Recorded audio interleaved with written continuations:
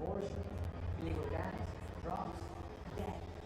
Mexico and the United States, we are not just neighbors, we're brothers and sisters. We need to work together, and let's make Mexico and America great together again. Let's send the world a message. We condemn the police state tactics of Xi Jinping, Vladimir Putin, Lula da Silva, and Joe Biden. I want to start by thanking Matt and Mercedes Schlapp and everyone at the American Conservative Union. They say globalism comes to die at CPAC. I'm here to tell you that in El Salvador, it's already there. An amazing time to be in this fight for freedom. Eliminar la corrupción de la política, pero no nos vamos a rendir en volver a ser Argentina grande nuevamente. Va a ser quién va a ganar y quién va a proteger a la familia. Esa es la batalla. Y ellos, al final del día, querían llegar a nuestros hijos para dividirnos. ¡Viva España! ¡Viva los Estados Unidos! ¡Viva Israel! Vamos a ganar.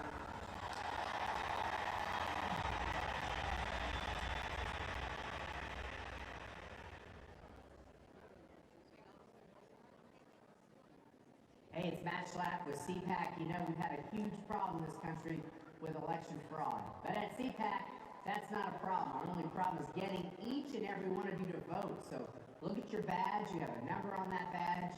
And get your phone out and vote on all the issues that matter. And my guess is you probably like what Trump's doing as well. And we'll have the results for you very soon. As who was President Reagan said, we're from the government. We're here to help. I think you all know that I've always felt the 9 most terrifying words in the English language are, I'm from the government and I'm here to help. We're from the government. We're here to help.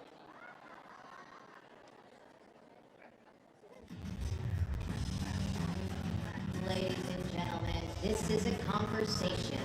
Please welcome Speaker of the House, Mike Johnson, with Newsmax's Bob Finnerty.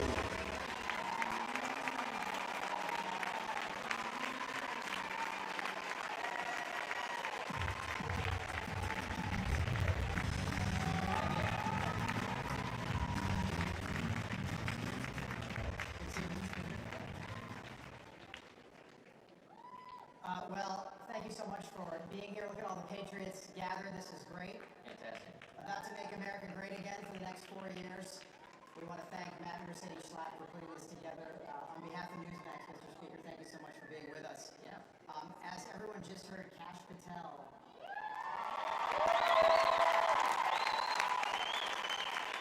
It's official.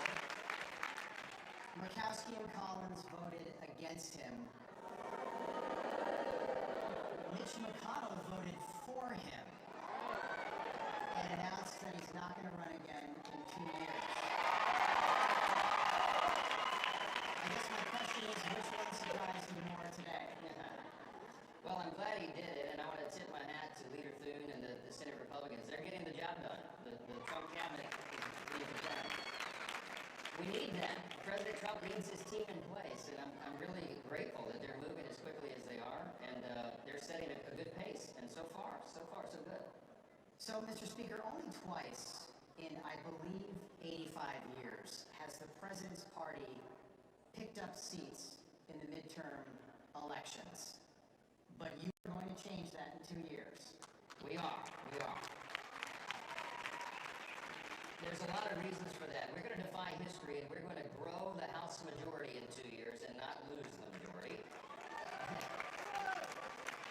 I think everybody recognizes President Trump needs 4 years and not 2. And if they took the majority back, they would try to impeach him, they would open the border wide, they would create all sorts of chaos. So we have to win, and we will, and let me tell you why. Because we have a very favorable landscape.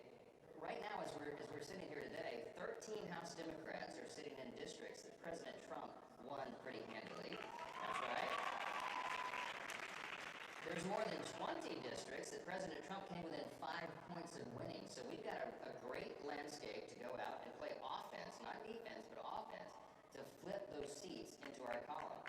And on top of that, we had an historic demographic shift in the election cycle. We all saw it happen. We had a record number Hispanic and Latino voters, Black and African American voters, Jewish voters, union workers, all these groups that had not traditionally been in the Republican Party, but on the sheer force of Donald Trump's persona, they came into the party, and they're going to be with us for quite some time, because now we have a once-in-a-generation opportunity, Rob, to demonstrate for these people that it truly is our conservative policies that are better for them, that leads to human flourishing.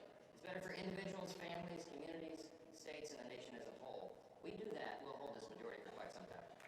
Question I wanted to ask you for a while. So before the election, Trump Force One, Donald Trump's personal plane, there was a photograph. I'm going to name you 4 people that were in this photograph. Kid Rock, RFK Jr., Elon Musk, Donald Trump, the 5th person, House Speaker Mike Johnson. Did you ever think that group would be together at 30,000 feet? You left out Jelly Roll. I mean, it's a great group. We went to the UFC fight. It was at Madison Square Garden, and we did a round trip to Palm Beach, to South Florida, in the same night. So we arrived back at Palm Beach about 4:25 in the morning, and everybody you just named was up like it was the middle of the afternoon, man. It was a great event. But look, that's the power of President Trump. He brings together all sorts of people who would not otherwise be unified like that. And it's a great thing for the country. It's unifying for the country. And there's talent, and it's a motley crew sometimes, but in a beautiful way. And that's been one of the highlights of being speaker, is hanging out with that crew. Absolutely. You fit right in. Yeah, you fit right in.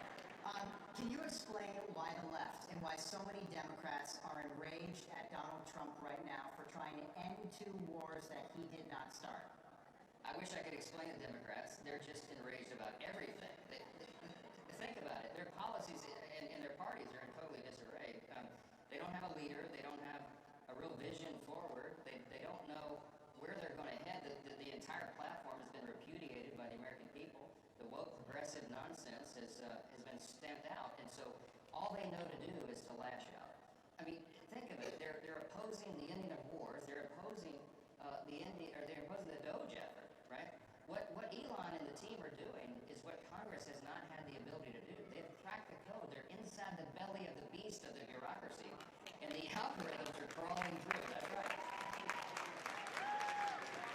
They're exposing this massive fraud, waste, and abuse that we have not been able to uncover because the deep state has hidden it from us. This is a revolutionary kind of moment. It really is. And I told Elon in his office Monday before last, I said, you think of this like a scientist and a data analyst, and I think of it like a constitutional law attorney and a historian. Elon, what we're going to do here is bring back the founders' original intent for the federal government. Right? I mean, Rob, you know, you're studying history as well. The founders wanted a lean, small federal government. They wanted most of the power pushed down to the states, as you know, and they wanted the federal government to be closely monitored by the duly elected representatives of the people in Congress. The problem is, Congress has not been able to do that job because they've been hiding the evidence, hiding the ball. Elon's on the inside, and that's why the Democrats are so nervous. He is right over the target right now. It's been remarkable to see the Department of Government Efficiency. That's what Doge stands for. Department of Government Efficiency. And Democrats are almost in this un-American position right now of being against their primary mission, which is to save the American taxpayer money, which to me doesn't make any sense. They like to spend the taxpayer dollar. I don't think that's ever been. They sure do. They're for big government. That's what big government progressives do. They want the government to control every aspect of our lives. And the last 4 years, Biden-Harris administration, it was, regulations on steroids. And so now we have an opportunity to fix everything. We have a very ambitious, very aggressive legislative agenda because we have been given this opportunity by the voters to fix it. President Trump got 77 million popular votes, right? In the House Republicans got 74.8 million popular votes. That's the highest vote we've ever got. So we see it as a mandate to dial all that back and to fix it, and you're seeing that happen very aggressively. The president is over 300 executive actions already, and we're going to codify so much of what he's doing so that the next thing can't be won. In America, we hold presidential elections every 4 years. We did so during COVID. We did so during the Second World War. We did so during the Civil War. During the War of 1812, the White House was burned to the ground 3 months before James Madison was elected. How important is it for Ukraine to hold presidential elections? Well, it's very important, of course, and Because they were canceled last spring. That's right, and the president has pointed that out. And they claim to be a democracy. That's right. We need an end to the conflict, and what I've explained, I've done 2 panels at 2 different events this morning. I started at the Republican Governors Association. They asked me about this, and I went to the big business leaders, Fortune 500 executives there. They all want to know the same thing. What is President Trump doing there? I said, you've got to give him room to operate and do what he does. He's doing a level set, right? You've got to get both parties to come and bring about an end to this conflict, which will serve America's interest and everybody's interest around the world. But I think of it very much like a mediation or arbitration. If you're a lawyer, I'm a recovering lawyer, forgive me, I think of those terms. But when you start a mediation, you start an arbitration between 2 parties, you don't bring them into the room for that first meeting. You do it separately. So I think Zelensky complaining that he wasn't invited to the first meeting with Saudi Arabia and Russia is misplaced. I mean, what Trump's trying to do is do a level set, put the conditions in place for that real negotiation to happen, and we've got to allow him to do what he does. Remember, he wrote the art of the deal. He knows what he's doing. Absolutely. If that level set takes, let's say, 3-6 months or it drags on, do you see another funding bill for the war in Ukraine? Look, there's no appetite for that. What do you think? We have to bring it to an end, and I can tell you that our European allies understand the necessity of this as well. It's drug on too long. By some estimates, Russia's lost almost 700,000 troops, maybe more. The Ukrainians have suffered great losses. We have to bring an end to the conflict. President Trump's exactly right. It's time for it to end, and he is the brute force, I think, that can make that happen. The president said that a percentage of Doge savings could maybe go back to the American people in the form of what he called Doge stimulus checks. Something like 20%. How would that work? Well, look, I mean, politically that would be great for us, you know, because everybody checked, but really we have to think of it, I think, in a... That just got everybody's attention, by the way. Yeah, I know. Just got everybody look up all this. I know. Yep. But if you think about our core principles, right, fiscal responsibility is what we do as conservatives. That's our brand. And we have a $36 trillion federal debt. We have a giant deficit that we're contending with. I think we need to pay down the credit card, right? That's what I think. Mr. Speaker, we keep hearing about this one big, beautiful bill. Tell me how big, how beautiful? Oh, it's going to be so big. I shouldn't do it that way. So the beauty of reconciliation, and I don't want to get too deep in the weeds on the procedure, but normally you need a 60-vote threshold in the Senate to do anything of substance, but budget reconciliation is the one exception in the process where you only need 51 votes in the Senate, a bare majority. So we're going to use this reconciliation process to achieve most of the priorities that we ran on in the election cycle, and that President Trump was right. So I could be here a long time listing all those things, but clearly it's the most important interest of the country. We're going to secure that border once and for all. We're going to do that.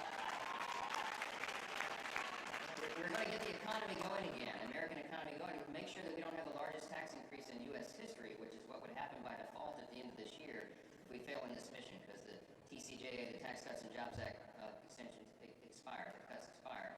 We're going to get the economy going, and we're going to get back to American energy dominance in this bill. Yeah. And we're going to take a blowtorch to the regulatory state. Get the bureaucracy. Lots of details, lots of subcategories under all that, but it's going to be a big, beautiful bill, and it has to be by necessity, because that gives us the highest probability of success, remembering that I have a small margin in the House. One. I have one vote for much of this. What could go wrong, Rob? Right. But everybody is committed to delivering the America First agenda, and that's how we're going to get it done. So. What is your working dynamic like with Senate Majority Leader John Thune, who for the first time in a long time, the Senate's got a bigger majority than the House right now? Yeah, they do. The Republican majority in the Senate has a larger margin than we do in the House. And so by necessity, the two chambers have to work very closely together, and that's kind of an innovation. It doesn't really happen in Washington. It hasn't so long as I've been there. But as soon as I became Speaker of the House in October 23, the first instinct I had was go meet with the Senate Republicans and let's align the two chambers. It just makes sense. It's common sense. So we're doing that, and you're going to see no daylight between the Republicans in the House and Senate. Mr. Speaker, there was some reporting this week that the Democrats are planning what they're calling a super ticket in 2028, Kamala Harris and AOC. Are you prepared for that? Oh, let it be so. Let it be so. Wow. Is that real? That's an actual legitimate, well, I use that word legitimate very loosely nowadays with the media, but that report is out there, we'll say. Wow. I don't know who would run for president and who would be VP, but Wow. Yeah. I so hope that happens. do the Democrats, do they have a leader right now? No, they don't. They don't Is have there a any leader. leader at any level, or is it still Joe Biden? He wasn't the leader for the last 4 years. They really are in a real bind. They don't have a leader. They don't have a vision. They don't have a platform they can run on. They have to do a whole cloth reinvention of the party. But they're very divided right now because they're in the blame game as they do the autopsy of what happened in the election cycle. So it's an interesting time. Look, our party's in great shape right now. We are very unified. We have a broadened coalition. That's exactly right. And we have the principles and the policies that truly are better for the American people. I think they've recognized that. You know what happened in the last 4 years, Rob, is that the woke progressive left tried so hard, they moved so aggressively, so quickly to swing that pendulum to the left, and it went all the way to the left and it clicked. And now it's coming back, right? We are a center-right country. We always have been, we always will be. And I think President Trump is seen as a force helping us to push that pendulum back in place. So we're going to seize that historic moment, and I believe we can bring about a much better outcome for the people, for the country. Two questions. Elon Musk tweeted yesterday, quote, "The real reason so many Democrats are upset about entitlements is that they're using taxpayer money to attract and retain illegal immigrants, their future voters." Is that what you think the last 4 years at both our borders has been all about? 100%. They opened the borders wide. They did not care about the calamity and the heartache and the death, frankly, that it caused of American citizens because it was a power play. They wanted to turn these people into voters, and they want to change the outcome of the census in 5 years. This is very serious, and we're going to be dealing with the effects of this, the catastrophe for years to come. It's a terrible tragedy, and don't ever forget that was their motive. It was for their own political gain that they put the American people in such jeopardy. Fentanyl alone is the leading cause of death for Americans between the ages of 18 and 45, and that's flowed open the border. Human trafficking, all of the atrocities. They lost hundreds of thousands of unaccompanied minors in the system somewhere to traffickers. All of it. They turned the other way.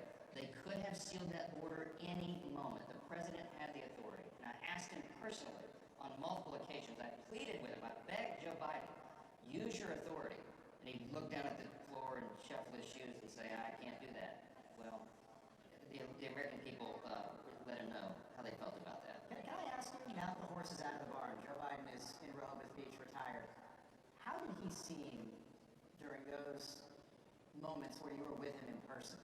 It was only a couple of occasions, and I talked to him on the phone a few more times than that. They didn't allow me to meet with him one-on-one for probably obvious reasons now. Yeah. But there's a, now widely reported story of something that happened, I think it was in early February of last year when I was in the Oval Office and I asked him why he paused LNG exports. Like, Mr. President, why would you pause liquefied natural gas exports to our European allies? Because they're going to have to go to Vladimir Putin to get their needs met. And he tried to argue with me and tell me that he didn't do that. And it occurred to me in this dialogue that he genuinely did not know what he had signed. That they had put this executive order in front of him, and he didn't understand what it was. And that was a very alarming moment of realization for me. And I think the whole country knows now. But it was a dangerous time, a very perilous time for us, particularly in that last year of his administration. But thank God that President Trump is back in the White House. I think, Mr. Speaker, this room knows you. I think the American people are still getting to know you. And I thought this was wonderful. Your son is on the boxing team at the Naval Academy. I didn't know that. How is he doing? Well, he's bigger than his father. He's doing great. He made it to the semifinals in the brigade, championship last Friday, and lost in a 1-point split decision to a young man who was 3 years older than him in a boxing about 6 years longer, I think. So he held his own. He's been boxing for about 7 months. Okay, so 7 months? Yeah. He did jujitsu for a long time. He's a tough kid, but this is a different kind of a. Does he learn that from his father? Oh yes, of course. I mean, of course. No, he's a tough kid. He's a great kid. He takes after his mother. Ladies and gentlemen, the Speaker of the House, Mike Johnson.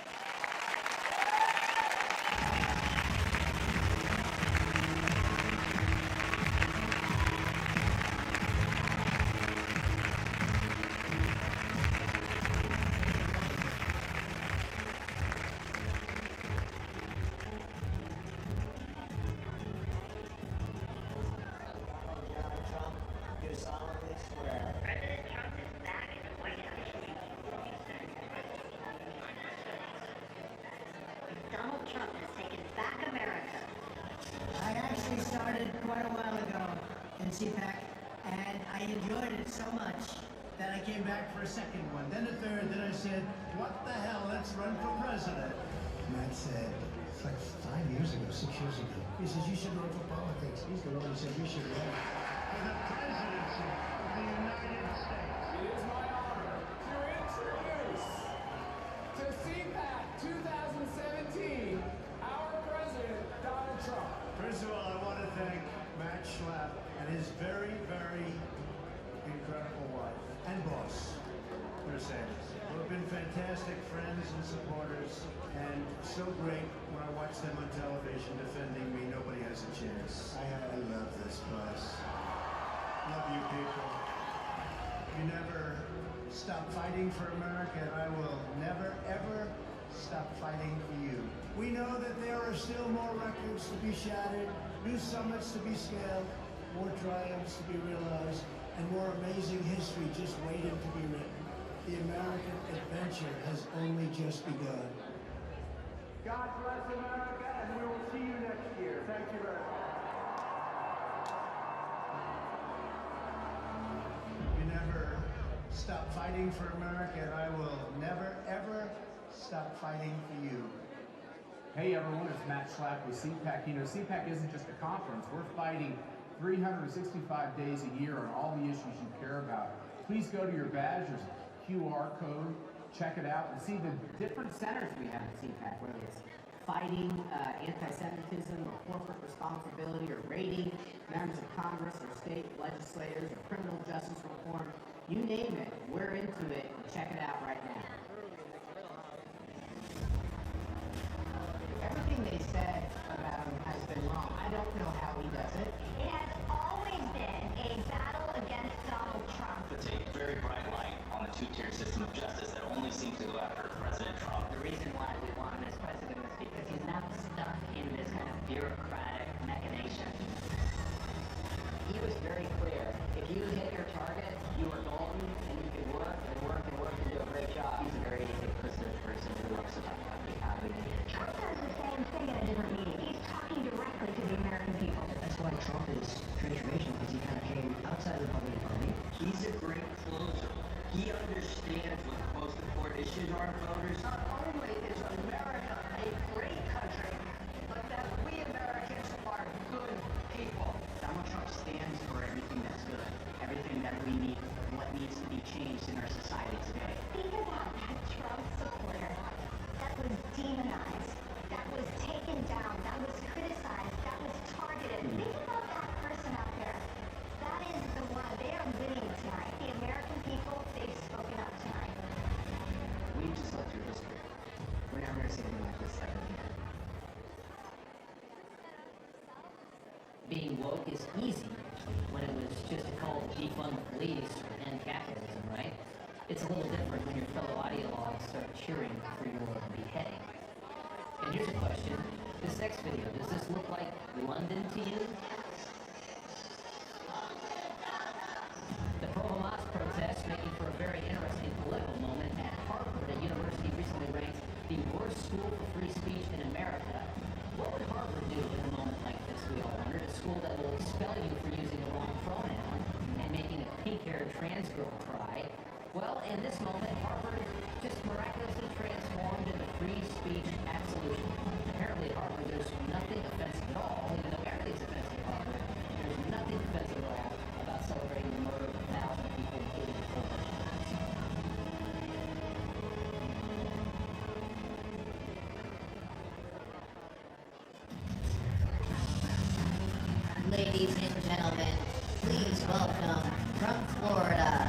Senator Rick Scott.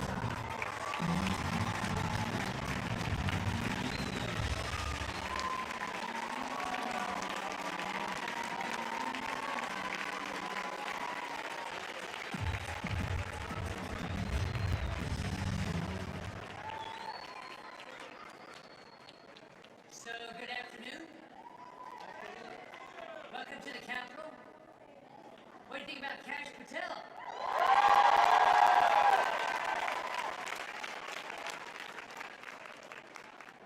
You know, I told CPAC leadership that next year's event should be down in my home state of Florida.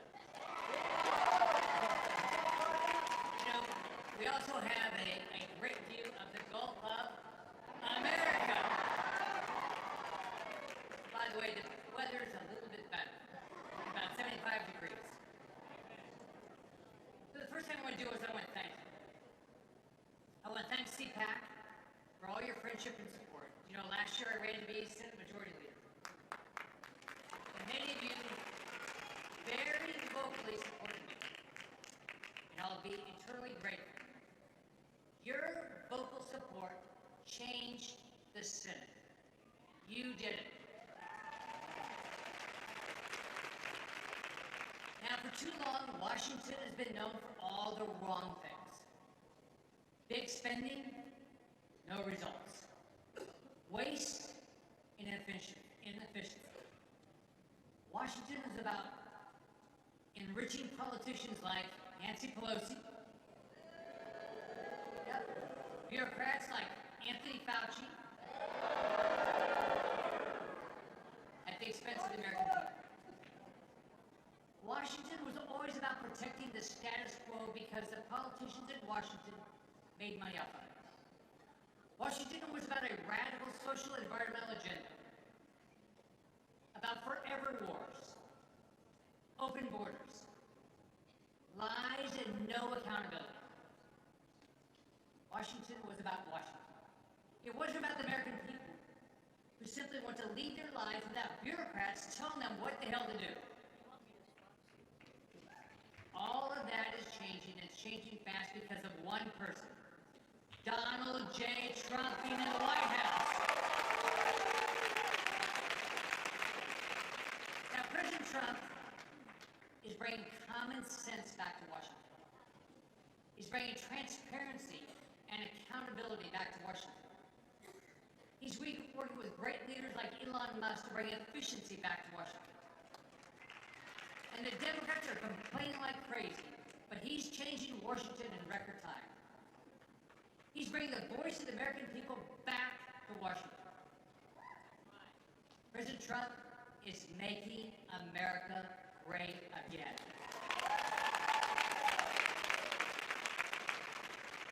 Now, what's he deserve? He deserves our thanks and our respect. But what's he get instead?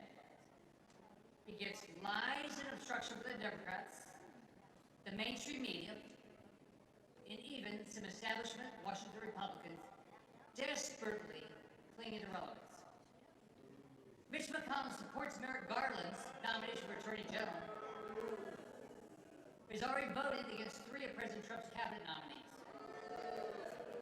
AOC, she's the only one of fascism. CNN is blaring that the Trump administration is a threat to democracy and ushering in a constitutional crisis. Guess what? Here's the good news. They're the past. Their voices no longer matter. Their shadow can no longer hang over politics. They lost, the American people won. What happened last fall? President Trump and an army of supporters like you all across this great country started a movement. One that changed the country and reset our future for a golden era. The future is about you and your hopes and your dreams. It's about us.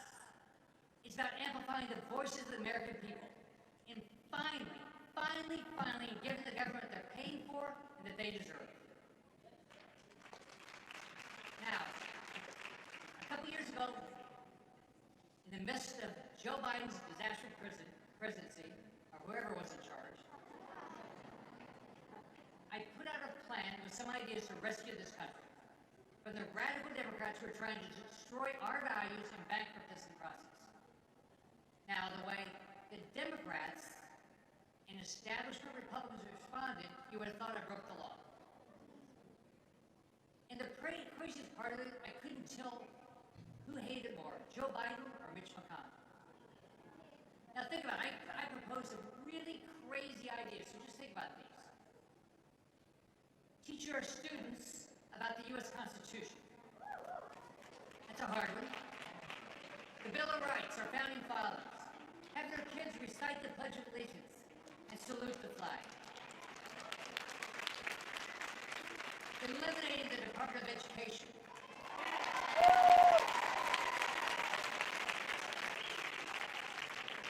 Banning the federal government from asking American citizens to disclose their race or skin color from government. Funding our police and enforcing all of our laws. Securing the border, build a wall, name the wall after Donald Trump. Start growing the American economy, not the Washington economy.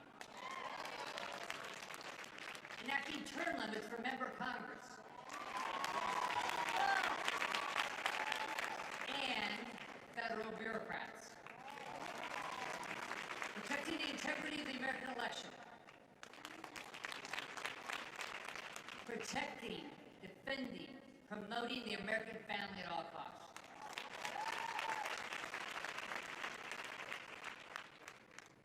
Believing in science. Guess what? Men are men. Women are women. Unborn babies, they're babies. Sorry, Democrats. I was tarred and feathered for proposing such crazy ideas. But it was worth it, because it was time for Republicans, at least the true, honest, conservative Republicans, to stand up and fight the hell back.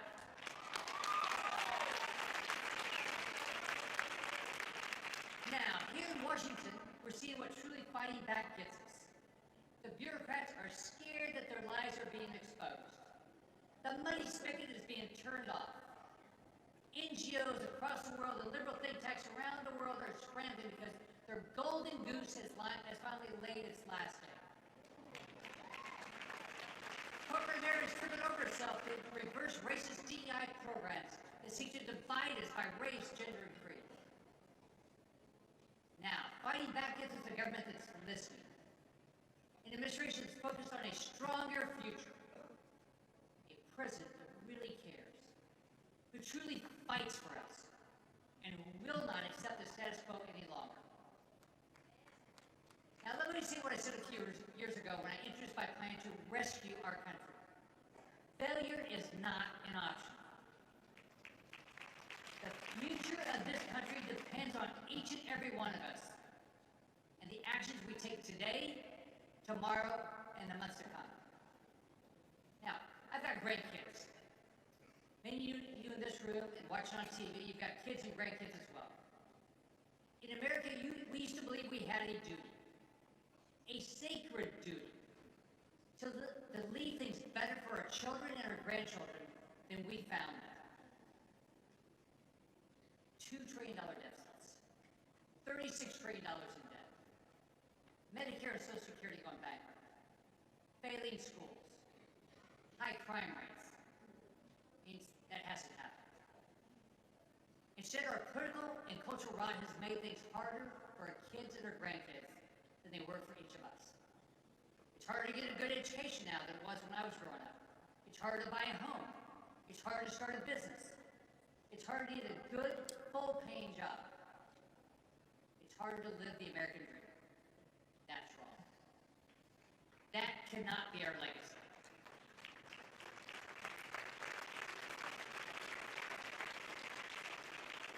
Those of us fighting side by side in the conservative movement have faced significant obstacles, even unfortunately inside our own party.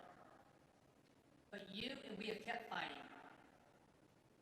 We have to fight harder now. We have the opportunity, but it takes our fight. Now, we all watched what happened in Butler. We all saw President Trump stand up and raise his fist, and what did he do? Fight, fight, fight! Even in the face of unimaginable obstacles, he kept fighting. And we know he's going to keep fighting. I know I'm going to keep fighting, and I know everybody in this room is going to keep fighting with us.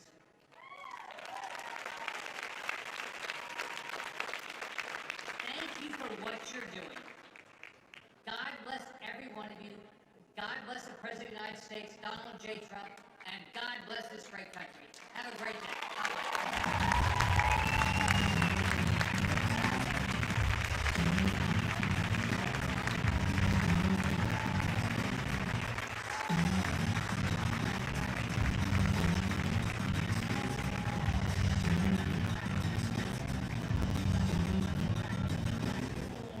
Really watching out for these days.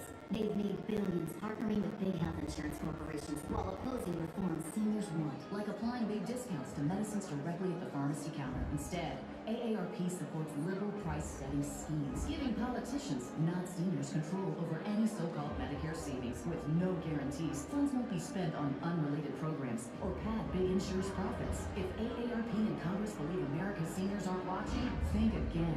Paid for by American Commitment. Every institution today is under attack. The home, the church, the government. And many people are asking, what is the truth? Jesus Christ claimed the ultimate truth. Are you willing to face the truth? Do you think the MK Ultra project ever actually ended? The Central Intelligence Agency is actively involved in mind manipulation.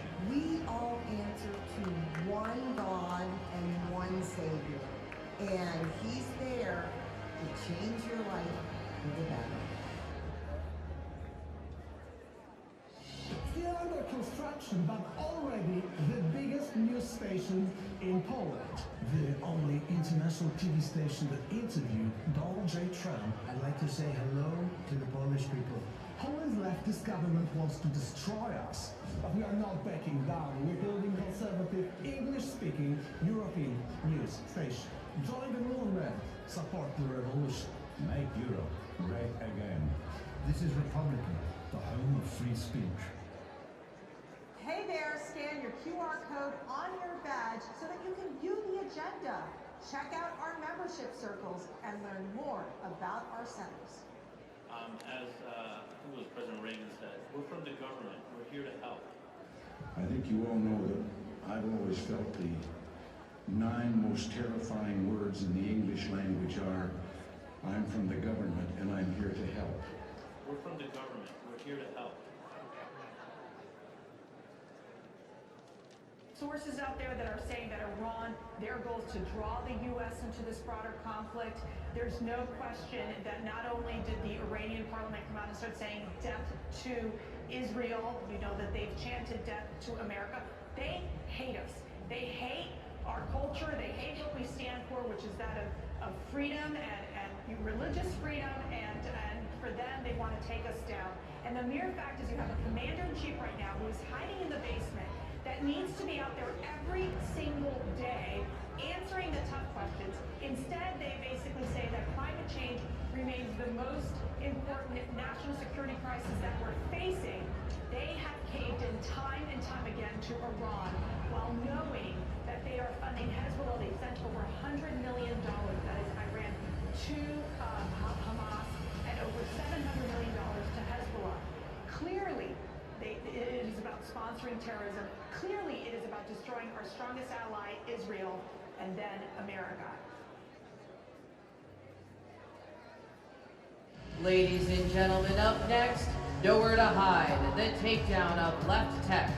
Please welcome, from Missouri, Senator Eric Schmidt, and founder and president, Article 3 Project, Mike Davis.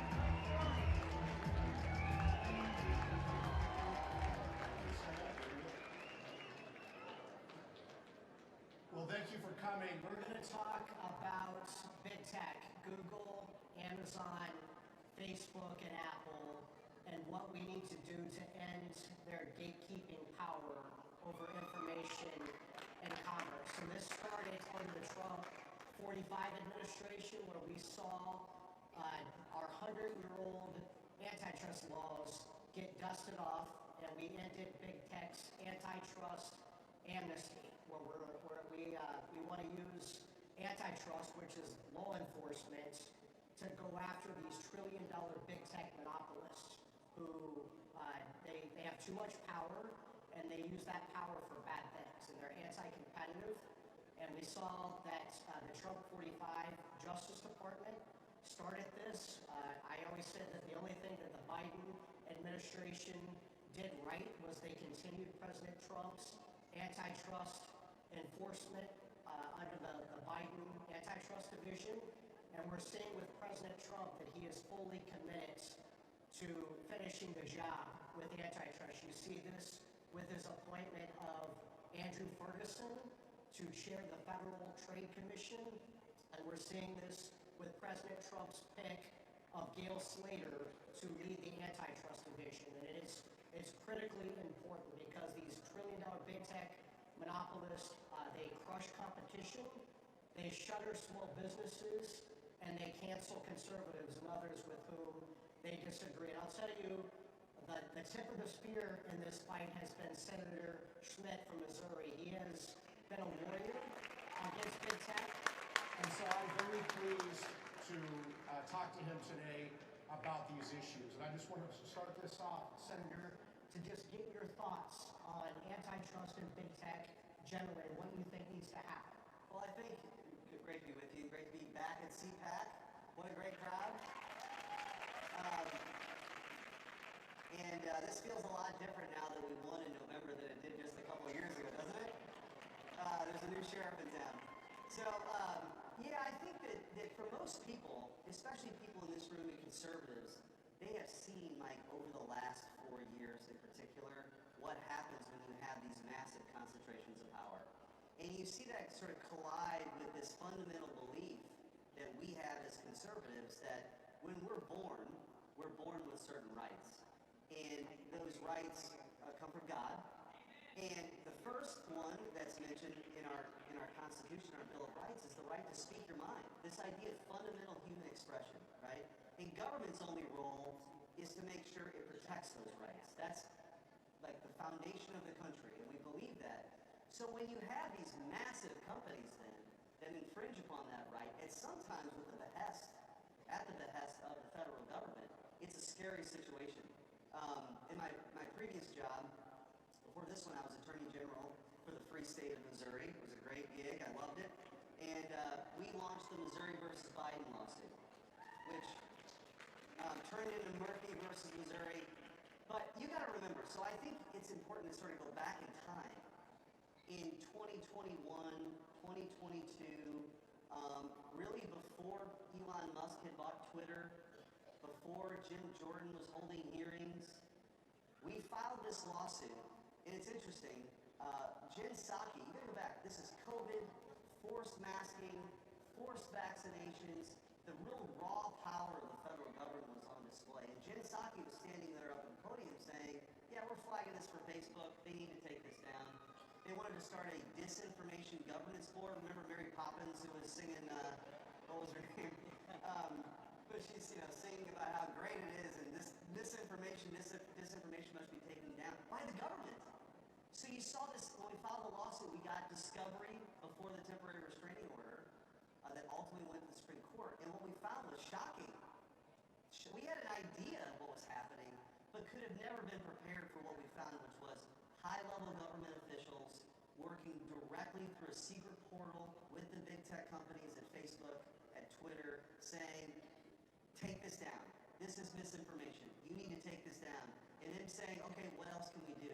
They were also threatening to take away Section 230 protections if they didn't do more censorship. So as this unfolded, it really, I think, showed to the world and to this country the real risk of these concentrations of power, with the federal government working directly with big tech giants to censor speech. And I think this is the fight. This is the fight long term for us. The Democrats, the liberals even, have ceded this ground, the high ground of defending your right to speak your mind. And so as conservatives, I think we should own this issue. It's the right thing to do, and clearly the American people, I think, watched all this the last 4 years, and they sent back President Trump to fix it. That's exactly right. I think people need to understand the whole point of antitrust is to protect the free market, right? When you have these trillion-dollar monopolists using their market power to crush competition, you no longer have a functioning market. You no longer have a free market, and that's why antitrust laws that have been on the books are so critically important to break up this power. Because if you're a free market conservative like we both are, you should strongly support antitrust law enforcement. You are targeting the anti-competitive tumors on the free market, so you don't need industry-wide regulation. Facebook is calling for regulation. Of course they are, because they're a big company and they can afford to pay for the lawyers and the lobbyists and the PR people to navigate those regulations. Those are entry barriers to startup competitors. And I would say this, remember this about Google and YouTube. If Google competed against YouTube instead of acquired YouTube, there's no chance that Google would be censoring half of America based upon their political viewpoints. Google would be competing with YouTube for conservative users, not trying to censor them. And I think that's really important to remember. And I think in Google in particular, like, there's been a lot of attention. I mean, thank God Elon Musk bought Twitter and X, and it really is a platform. It really is a platform. And, but Google is really the ultimate black box. That algorithm, like if you're a business or whatever, or you're a political candidate, there's a huge difference between you being on page 1 of the search and page 12 of the search, right? And nobody gets to see the wizard right now. Nobody gets to see it. So I think some of the litigation as relates to Google is really important to sort of bust that up so you have real competition. That's right. There are two major antitrust lawsuits working their way through the courts right now. Google is the worst of the worst. They're the worst actor. And one is on Google's search monopoly. When you go on Google and look for things online, that's their search monopoly. The bigger problem is Google has an online advertising monopoly, right? They use the money they make with their online advertising monopoly to fund their censorship.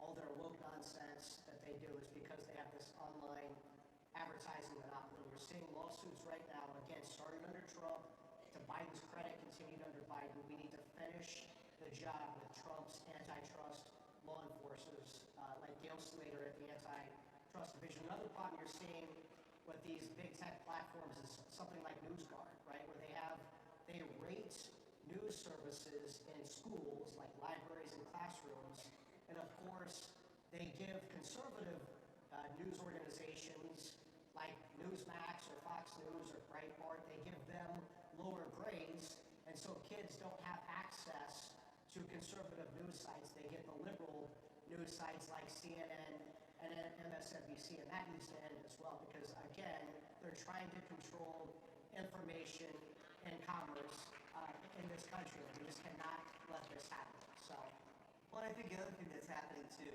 and we saw it, which is why, it's such a great opportunity for us now with having President Trump in the White House, having a Republican House, having a Republican Senate, because we can actually put some structural safeguards in place too. For example, Section 230 protections, what is that? Back in the 90s when the internet was sort of becoming a thing, what Congress said was, okay, you're going to be sort of immune from liability because you're a platform, right? People can go on there. As long as it's an open platform, you can't be sued for what somebody else says. And the idea was to have this democratization of information, right? What it didn't ever contemplate was that they would then be themselves sort of the censors, right? And so I think, by way of legislation, you got to pick. You're either going to be an open platform, or you're going to be a publisher who gets sued, like 60 Minutes ought to get sued for the nonsense that they did to President Trump in the interview. So they got to pick a team. And also, if you're a bureaucrat and you work to censor Americans, you ought to be able to be sued individually by a citizen, so it doesn't take an attorney general to have to go do that. You as an army of Americans can sue the censors. That would change, I think that would really change the incentive structure, which would be really important. And I can't I can't miss the opportunity to point out just how exciting, as Mike and I and all of you believe, the founders believed in the system of checks and balances where we have, power is spread out among the branches, you have federalism. The whole intent was so that no one branch or no one person could get so powerful to take your liberty away, right? That's the whole idea. The whole point is to protect individual liberty. They could have never contemplated the administrative state as it currently is right now, right? This army of bureaucrats and buildings, by the way, they don't even show up to work anymore. About 6% of people are actually in the offices here at Washington, D.C. on any given day. But they have immense power over your lives, right? Over your lives. They can take away your liberty in some cases. They can take away your livelihood. And so what President Trump is embarking on, and you see just the histrionics every day, the Democrats are losing their minds because of Doge and these efforts to strip away that power. And they should. They should, because the people of this country elected one person to run the executive branch. And he gets to make decisions on personnel and on policy. And you don't get to send millions of dollars to Guatemala for sex changes and think you're immune from having that money stripped away. That's what this fight is all about right now. So it's an exciting time. It is an exciting time. I will say this to the big tech platforms like Google and Facebook. Thank you for paying for Trump's inauguration. I think Mark Zuckerberg donated $1 million. We appreciate that. It was a fun party.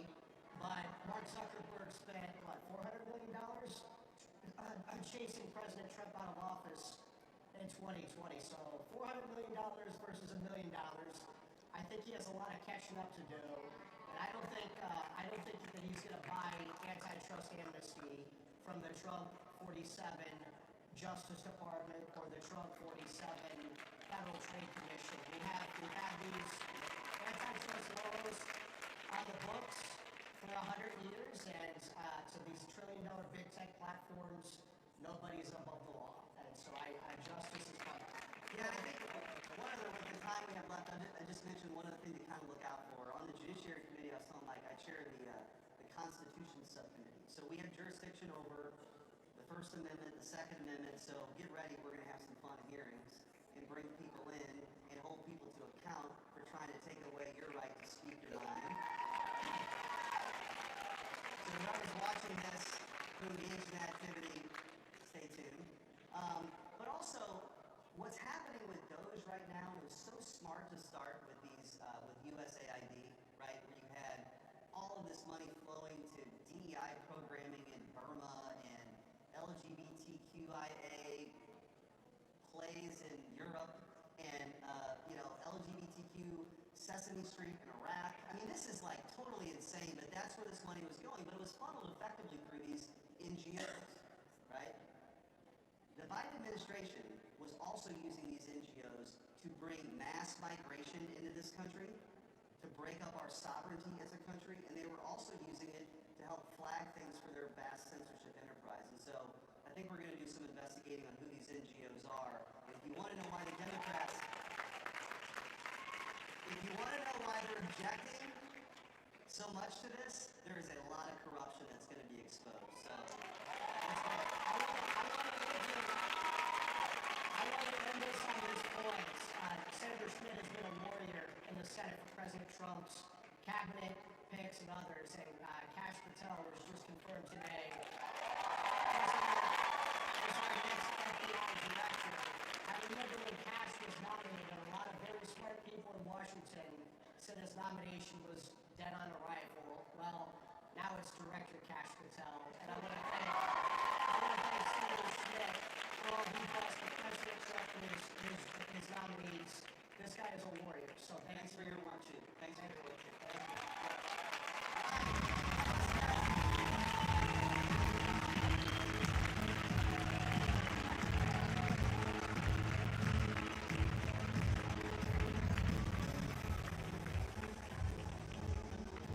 You came to Washington for one of two reasons. Some of you came here for a position, for power and fame. Came here for a position, for power and fame. You came for you. But if you came to change this town, We came to be sandpaper to a culture that despises truth. Are you one of the few willing to stand in the gap for our nation? If so, come join us as we make America's national motto our personal declaration. We hold these truths to be self-evident that all men are created equal. He will become the founder of a mighty empire. Founders talked about this providential experiment that God had ordained and intervened at this unique moment in American history. Most of them believed there were no accidents in history.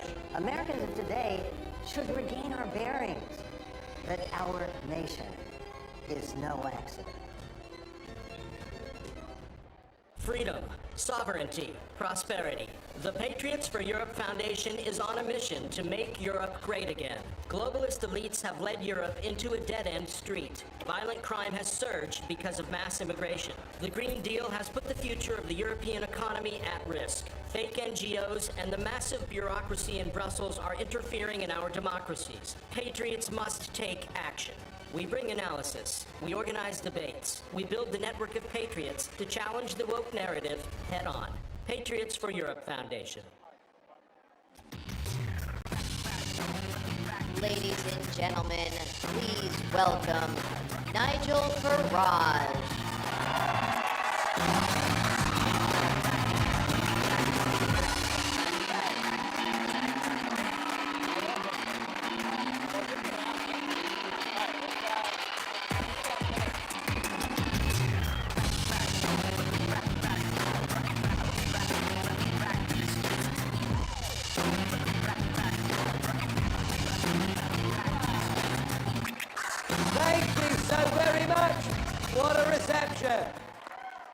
It's great to be here, and how amazing it is. You know, 13 years ago, I was the only foreign speaker, and now CPAC is a global brand. Congratulations to Matt and Mercedes Schlapp for making it happen. And what a time it is to cross the pond. My country. You can't say anything, or you might get put in prison. We're getting poorer. Everybody's miserable. We're governed by a left-wing, awful government. Suddenly, post-November the 5th, America is optimistic. It's upbeat. It's the beginning of the golden age in America. And it is all because of one totally extraordinary individual. You know, I can tell you that if you take on the establishment, they do not come out with a tray of drinks. The whole of the British establishment wanted us to be members of the globalist European Union. All the parties, all the big businesses, all the trade unions. And it was almost me alone saying, this is a crazy idea. We want control of our sovereignty, our borders, and our identity back with the British people. And for daring to say that, they made my life hell. But the tough times I went through are as nothing compared to what they put Donald J. Trump through. It went on for year after year after year. Endless court cases, mainstream media abuse, harassment of his family, debanking from some of the worst financial institutions, assassination attempts. And yet this man has come through it braver, stronger, wiser than at any point. He is simply the bravest man that I know, and we should all applaud him. We really should. We really should. And what a pick. What a pick for Vice President. You know, very often, around the world, very often Vice Presidents, American Vice Presidents, are not particularly noticed, not taken that seriously. But after the speech at the Munich Security Conference, I think we can say with some confidence that the American VP is going to be a major part of global politics. And I loved it. I loved it. Did you enjoy his speech? Well, I tell you what, they didn't, did they? They absolutely hated it. It rather reminded me of my times in the European Parliament a decade ago, getting up saying the bloke had the charisma of a damp rag, and that rather upset them. But JD was right to have allowed millions of undocumented young males to come into Europe, many from war zones in which they took an active part, to allow those people who come in, and in many cases come from cultures and countries where women are not even treated as second-class citizens, to have seen the massive increases in crime, gang crime, dramatic increases in sexual crime against women, and yet nobody in the European establishment is prepared to put their hands up to recognize the depth of the problem and to say sorry to their people. And JD called them out in this speech, and he was right. He was right. He also mentioned free speech. And I think there's a third figure in American public life now that is, well, I think he's a hero. Because if you remember 2020, in November, you couldn't say anything about the conduct of the election in this country. You then couldn't say anything about vaccines or about lockdowns without social media closing you down. And then along came the hero of free speech, Elon Musk. Fantastic. And he's fighting for free speech. And boy, if we don't have free speech, we're not living in a free, open, democratic society. It matters that much. And I think and I believe that the talents of the world's most successful businessmen going into this amazing Doge project, I wish him all the luck in the world and Godspeed. I really, really do. And we very often follow you. American trends we tend to follow. You occasionally follow some of our trends. I mean, you gave us woke. And we gave you Prince Harry.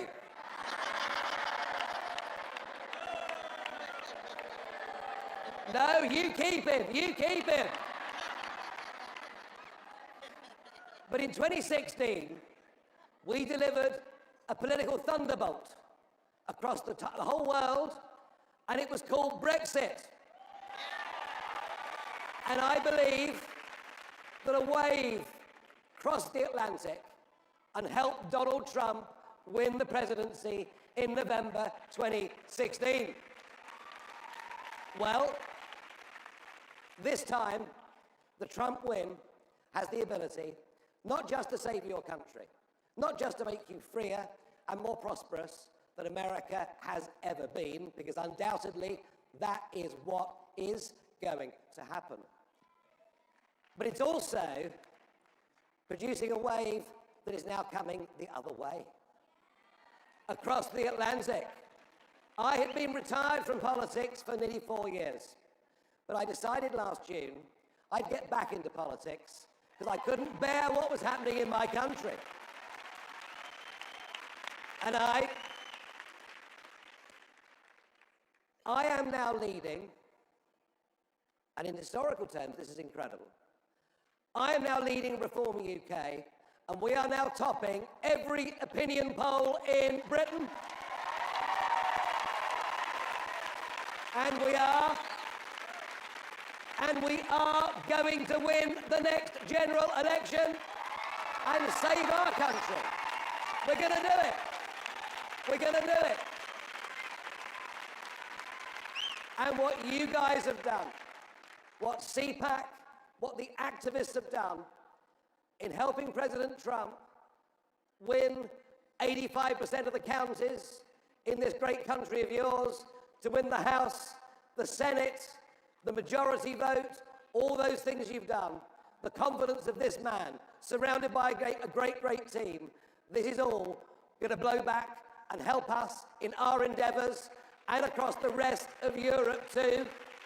And I really believe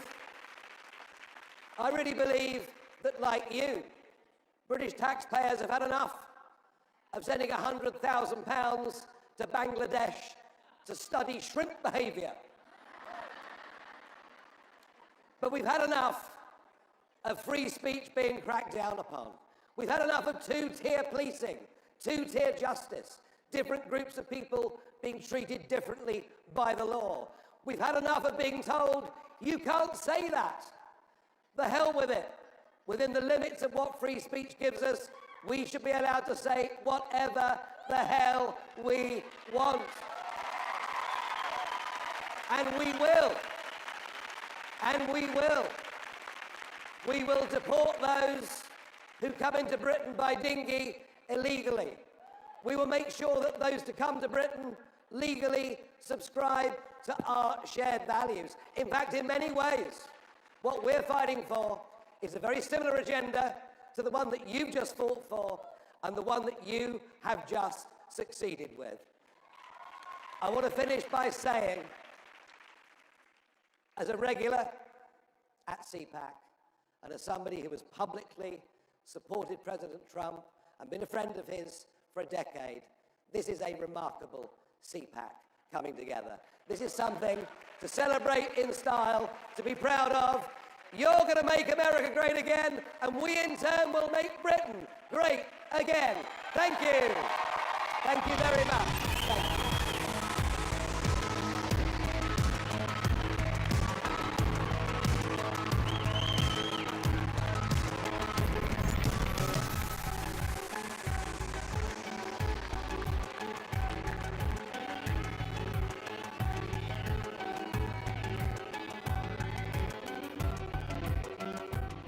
It's our America. We conquered it. We built it.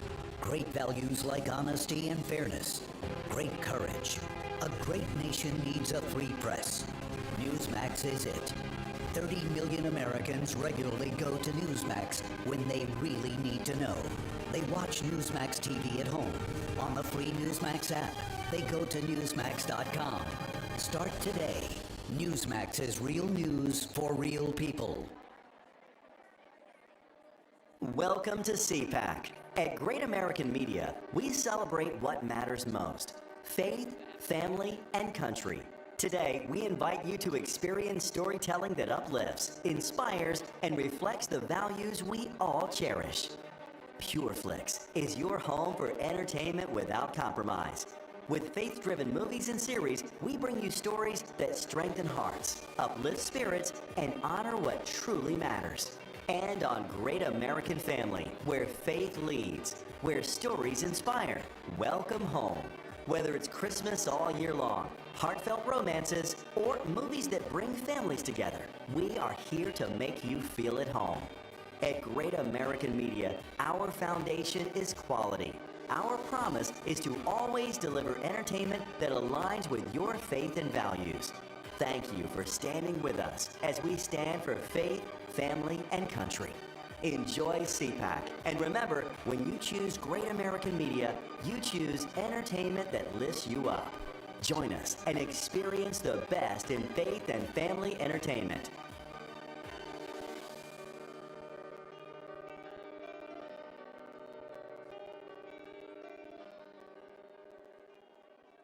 Every institution today is under attack. The home, the church, the government. And many people are asking, what is the truth? Jesus Christ claimed the ultimate truth. Are you willing to face the truth? Do you think the MKUltra project ever actually ended? The Central Intelligence Agency is actively involved in mind manipulation. We all answer to one God and one Savior. And He's there to change your life for the better. Creators, it's time to take control. With Bursts, you create impactful content in seconds. Powered by blockchain, your content and earnings are protected, transparent, and yours to control. Play TV isn't just a platform. It's a community of creators building a new future together. Your freedom starts when you press play. Hey CPAC Patriots, make sure to go downstairs to go check out all of our incredible sponsors for CPAC 2025. Ladies and gentlemen, this is Verdict with Ted Cruz and co-host Ben Ferguson, featuring Attorney General Pam Bondi.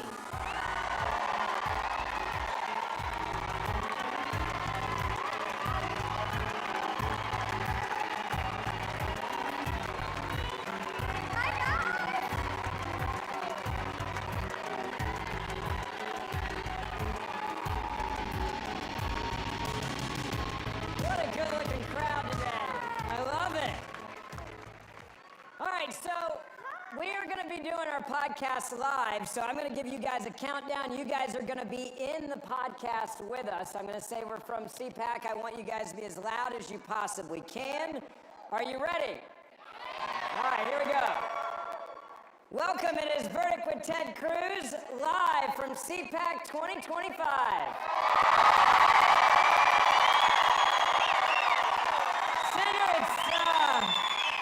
I like this being our annual time to hang out with fun people. Well, it is great to be back with CPAC, and I gotta say, CPAC this year, there is energy, there's excitement. It turns out winning doesn't suck. It does not. And we have a guest. We have the Attorney General of the United States, Pam Bondi.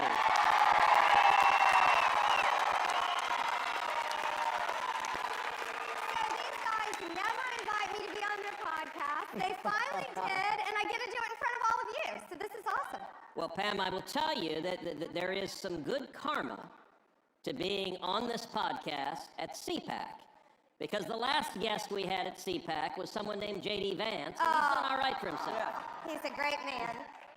So, welcome. Thank you. You have been Attorney General 15 days. It feels like 15 years. I believe you. And by the way, you just got some help. An hour ago, the Senate just finished confirming. Yes! Isn't that great? Been on the phone with him nonstop. I talked to him on the ride over here. He is going to do fantastic. There is. All right, let's start.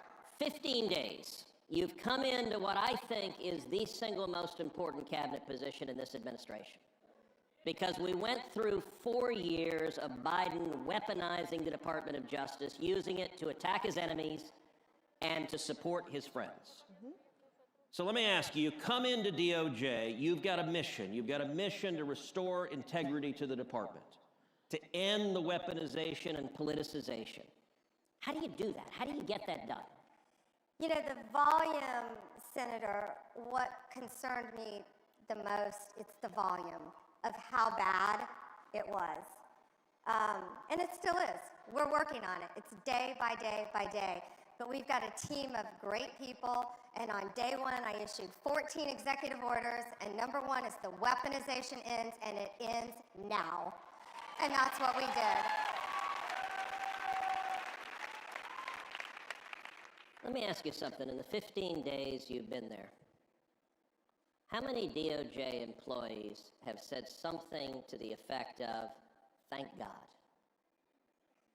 A lot of them. I believe you. Look. I spent 4 years hearing from AUSAs, assistant U.S. attorneys, hearing from FBI agents, hearing from men and women who believe in the rule of law and were horrified at the politicization of the FBI and the DOJ. And so I know for a lot of good, honorable men and women who've devoted their careers to defending the Constitution, there's a lot of gratitude that they can get back to doing their job. Their core function, and that's thanks to Donald J. Trump getting back in office. And he gave us a clear directive, make America safe. And that's what we're going to do. And, you know, to start with the law enforcement agencies talking about cash, these men and women didn't go to Quantico. They're not risking their lives to waste their time on all this politicization and raiding Mar-a-Lago. Really? Stopping. All of that is stopping. And we are returning them to their core function, fighting violent crime. And that's what the great majority of men and women in law enforcement, DEA, ATF, U.S. Marshals, FBI, as well as the incredible legal team at the Justice Department, that's what they want to do. So let's talk about one of the most lawless aspects of the last 4 years, which was the open borders that we saw and the 12 million illegal immigrants that have come into this country. You've had just 2 weeks, but you've hit the ground running, going after the criminals, going after the murderers, going after the rapists, going after the child molesters, going after the Venezuelan gang members. Tell us, number one, what you're doing as Attorney General that is making a real difference, that is already making America safer. And number two, I understand you have some breaking news concerning my home state of Texas, which I'm particularly proud to hear. I do, and the press release isn't even out yet. Joint Task Force Alpha that we elevated once we came in office. It's with the Department of Justice and the FBI, and we work hand in hand with Homeland Security. Kristi Noem is awesome. Yep. We all work so well together. Joint Task Force Alpha just made a huge arrest in Juarez, Mexico. They were headed to Texas, to El Paso, human smuggling. Yeah, huge. That's why we do what we do every day. Yep. That's why these agents risk their lives every single day. It's human smuggling, and a lot of children, they're saying, are safer because of this. Let me ask you a question. President Trump, and this has made headlines on what you were just talking about, we've designated these cartels as terrorist organizations. What does that allow you to do in your job? And Kash Patel now is the head of the FBI. What is that going to give you the ability to do and to go after them? Well, Stephen Miller is doing a great job, as we are, right? Leading this effort with all of us. Mike Waltz at DOD. We all work so, Pete Hegseth, we all work so well together. And it gives us the ability, they are a terrorist group. And it gives us the ability to go after them, more ability, anywhere in the world, and treat them as terrorists. They are terrorists. If you're bringing fentanyl into this country and killing our kids, you're a terrorist, and we're coming after you. 300 a day is the average that are dying in this country right now. When you took this job and you hear that number and you saw the inaction from the last administration, how angry did that make you? So angry. You know, I was state AG before I became United States Attorney General. And fentanyl was really just coming on the market. And now with this horrible open border policy, just flowing across our borders and killing kids, killing adults every single day. And it's criminal that no one was doing anything to stop it. I can't comprehend how any administration, progressive nor conservative, how any administration could tolerate that and let that happen. And it ended day one with Donald Trump when he shut that border. I was at the border back in September. I went with Laura Trump and Morgan Ortega. Yep. And we were in Yuma, Arizona. And I saw firsthand, there is nothing humanitarian that was happening at that border. Nothing. They have a rape tree where they're raping women as they're coming into this country. I saw firsthand piles and piles of passports just thrown from every country you can imagine because the Biden administration was letting you walk right in the country. If you didn't have a passport, they said they saw Asian Chinese individuals saying, oh, we're from Cuba. So they wrote down they're from Cuba and had to let them legally walk right in under that administration. But the drugs, the trafficking, I learned a new term, disposable child. The customs, the Border Patrol agents told me that they saw a little boy and they kept recognizing the same little boy over and over and over coming in. Because if you came into our country as a family unit, they just let you walk right in. Yep. Well, this little child was being trafficked. Yes. Now, how they were getting him back to Mexico is beyond me. But they were bringing him time and time again. He wasn't their family, so who knows what happened to his parents. Well, and I will say, a number of people in the room gasped at a term you used, which unfortunately is a real term, rape tree. Yeah. And it's something that we've been seeing for the last 4 years in Texas. We've seen it in Arizona, that the cartels will go and violently rape women. They'll violently rape teenage girls, young girls, and then they will hang their underwear in the tree.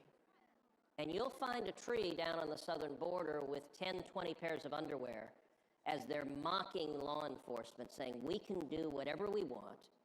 And for 4 years, the Biden Justice Department, they just turned a blind eye and they facilitated it. You know, you talked about the kids, so they had a policy.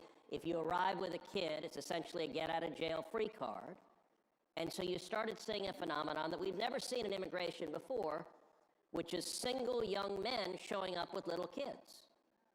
Now, that's not a normal pattern of migration, but we started seeing military-age men showing up with little boys and little girls, many of whom are physically and sexually assaulted in transit, and the same kid the cartels would recycle over and over and over again to bring in gang members, to bring in criminals. Now, let me ask this. What is most effective stopping the invasion at the southern border? The border, closing our borders, which is what we've done. Donald Trump has closed our border. But now, of course, we all know we have so many of these illegal aliens, fighting age men, ages 18 to 35, in our country. Yep. Walking around our country. And President Trump has put a strong directive on that. How concerned are you right now about the 12 million illegal aliens who came in under Joe Biden and about the risk of terrorism, of Hamas, of Hezbollah, of Palestinian Islamic Jihad, the risk of terrorism targeting Americans across this country? It's a huge risk, and we all know how bad it is now. And that's what Donald Trump is committed to do, is to take these people out of our country, to prosecute them, to deport them, to get them off our streets. And that's what all of these law enforcement agencies are doing. You know, Laken Riley, of course, that beautiful young woman, University of Georgia, Laken Riley is probably the most prominent name. But look how many Laken Rileys are out there. One victim is too many. Jocelyn Nungaray, Rachel Marin. Right. I mean, the numbers just every day. Mm-hmm. And I got to say, so already in the first 2 weeks, you've sued New York, you've sued Chicago. You can clap for that. These sanctuary cities that are fighting, and I've got to say, Massachusetts in particular, actually in our last podcast we talked about this, how Massachusetts continues to this day to have violent child rapist illegal immigrants who they release on the streets and they refuse to notify ICE, they refuse. These are illegal immigrants who could be deported immediately, and the Massachusetts officials take criminals who violently rape little kids.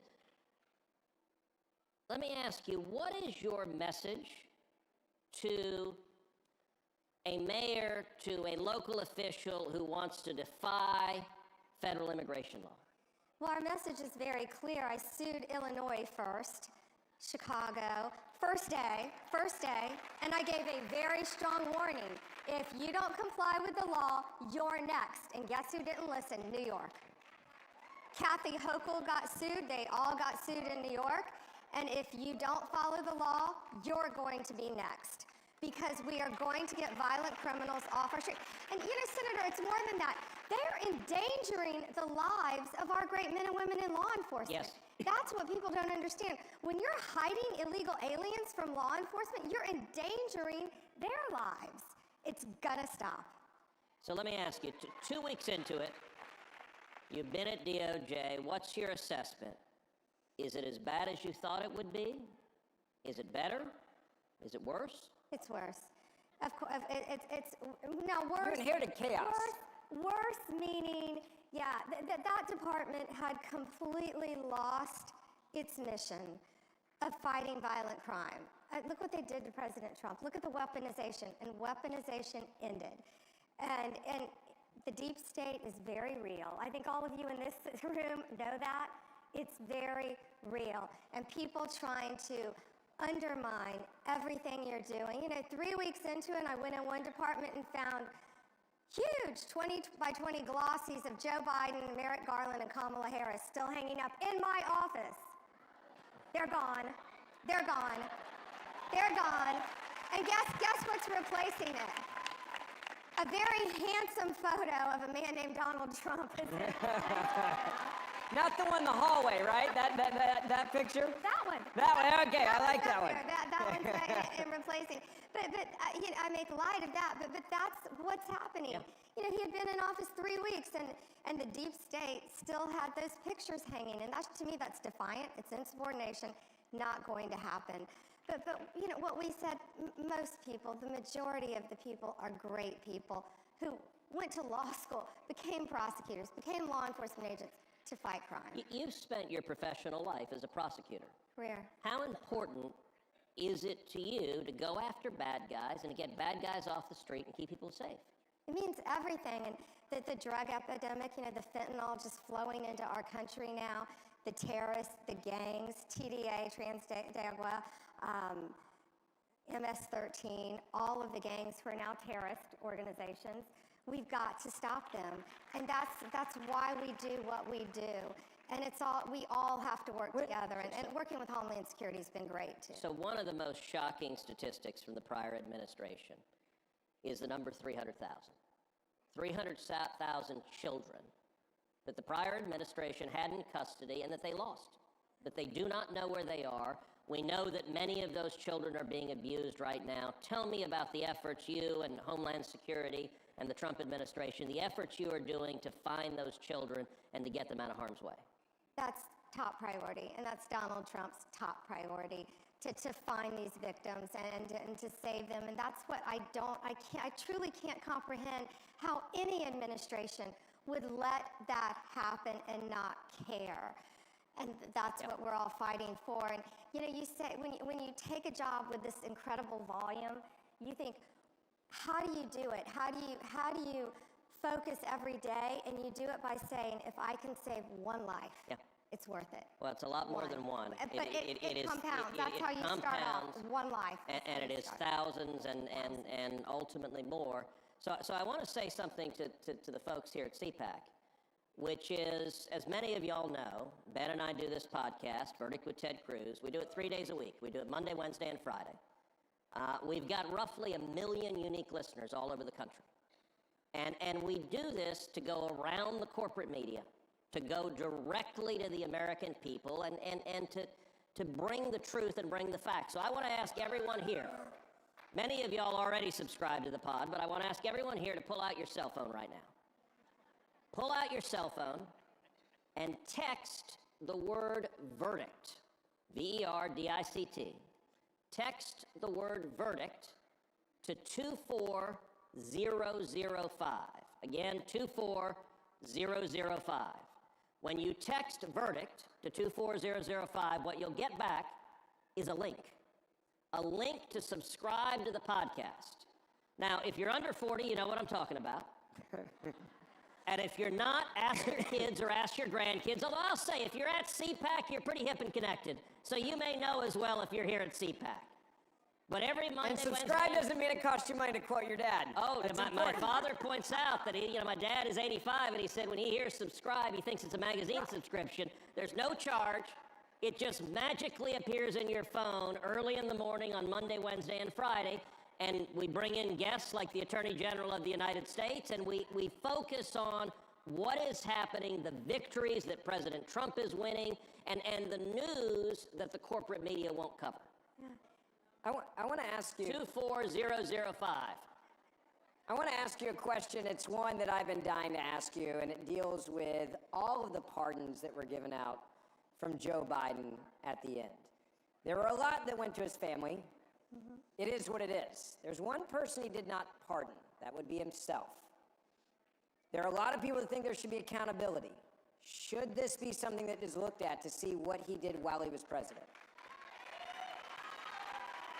Don't you find it very interesting that they attempted to prosecute the president for having documents in the most secure place in the world other than the White House, Mar-a-Lago, and he had the security clearance to take them?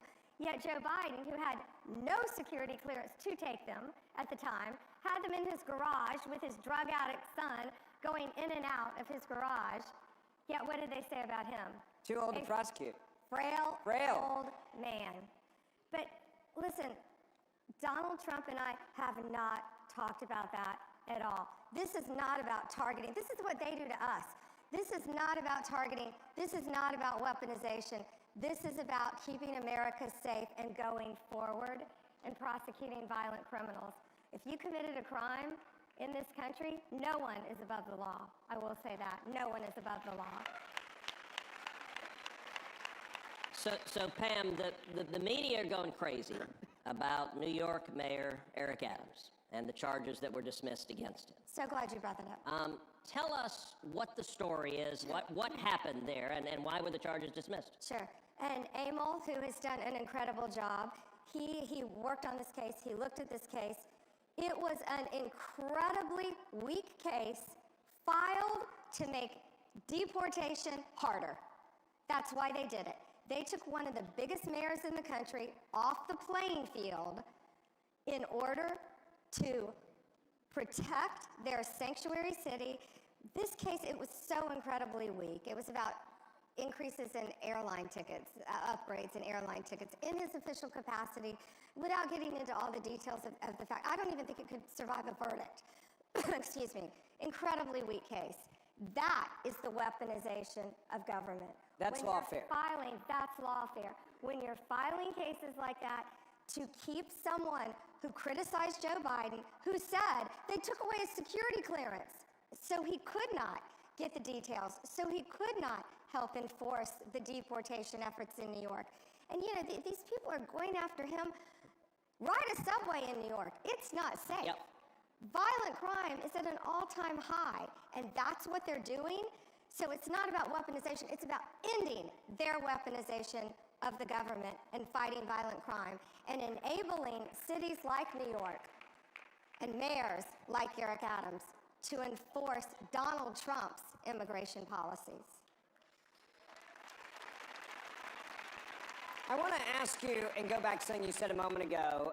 We were talking about cartels, and they have been able to set up networks, and we see this coming up now more often, where they're controlling states and cities and states and the entire flow. And they've been able to do this and set it up without having to worry that anyone's going to stop them. We're seeing this not on border states, but all over the country, this network. At what point do we get to start dismantling that? How long does that take? How much time is that going to take? Because they've been here for quite some time with the last administration. Yeah, there's a lot I can't talk about now. But very publicly, I think you've seen a lot happen. A lot is happening every day.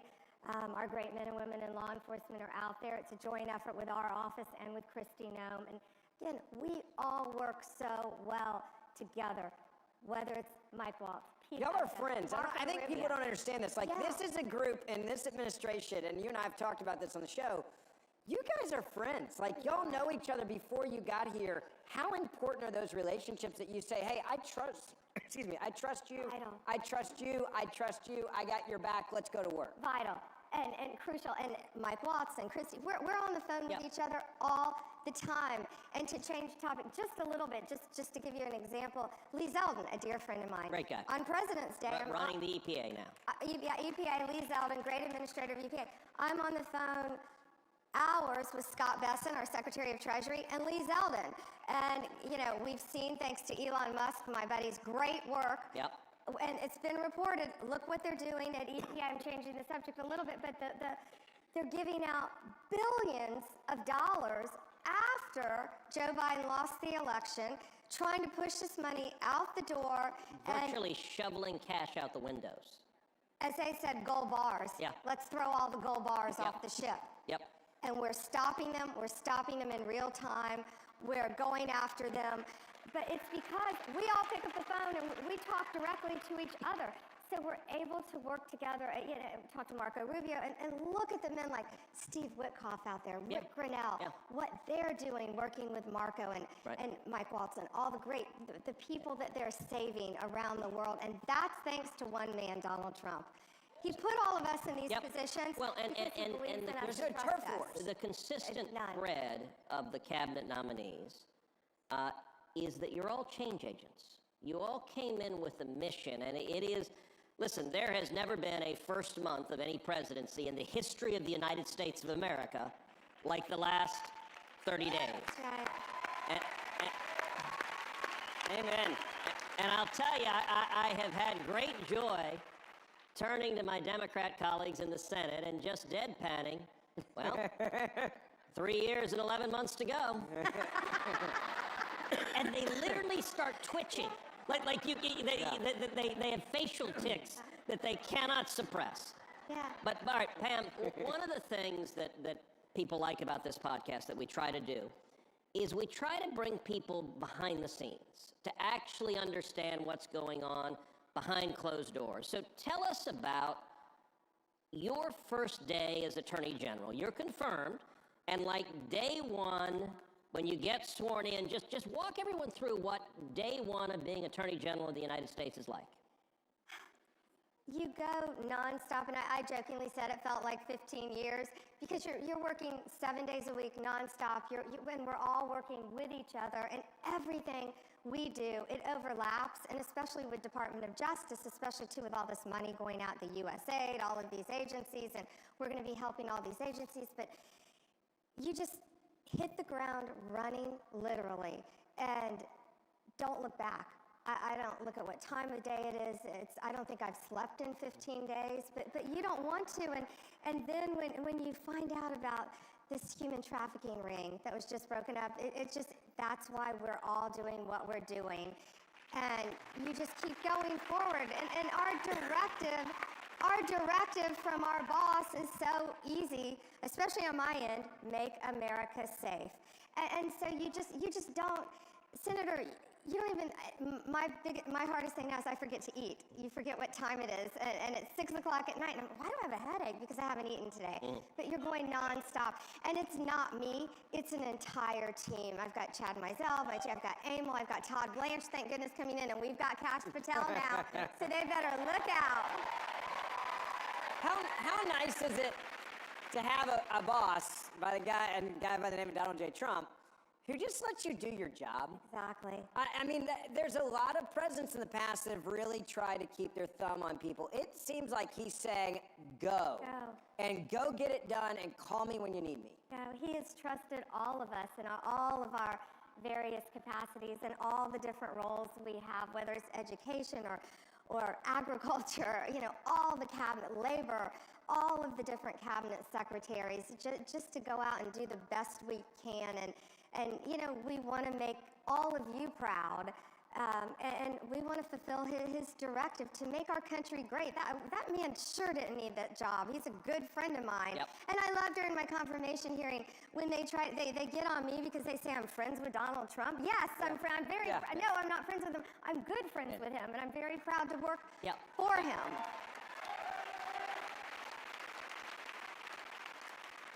When you look at weaponization and politicization, part of it is using it to attack your political opponents, and we've seen 4 years of that under Joe Biden. Yeah.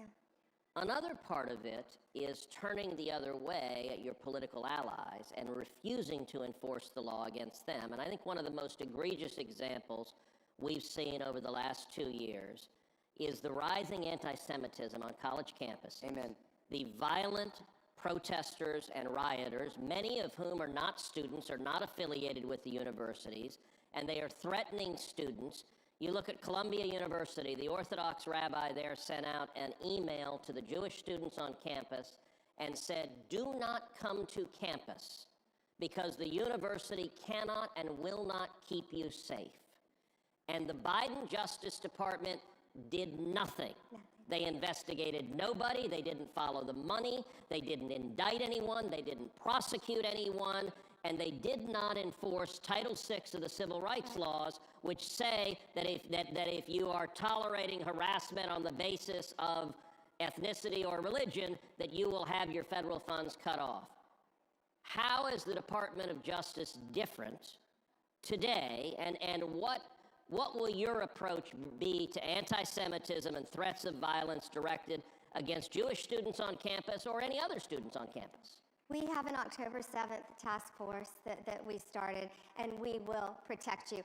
When I was just a citizen, before I had this job, what you said, I'm watching these aren't peaceful protests. We all believe in peaceful protest.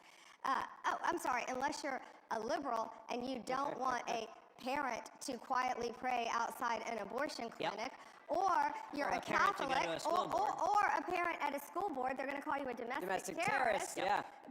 But I'm screaming at my TV watching these violent protests, you know, the last, since October 7th, you're watching this happen, and all of our students deserve to be safe. And first of all, these students who are here on visas, who are threatening our American students need to be kicked out of this country. Amen.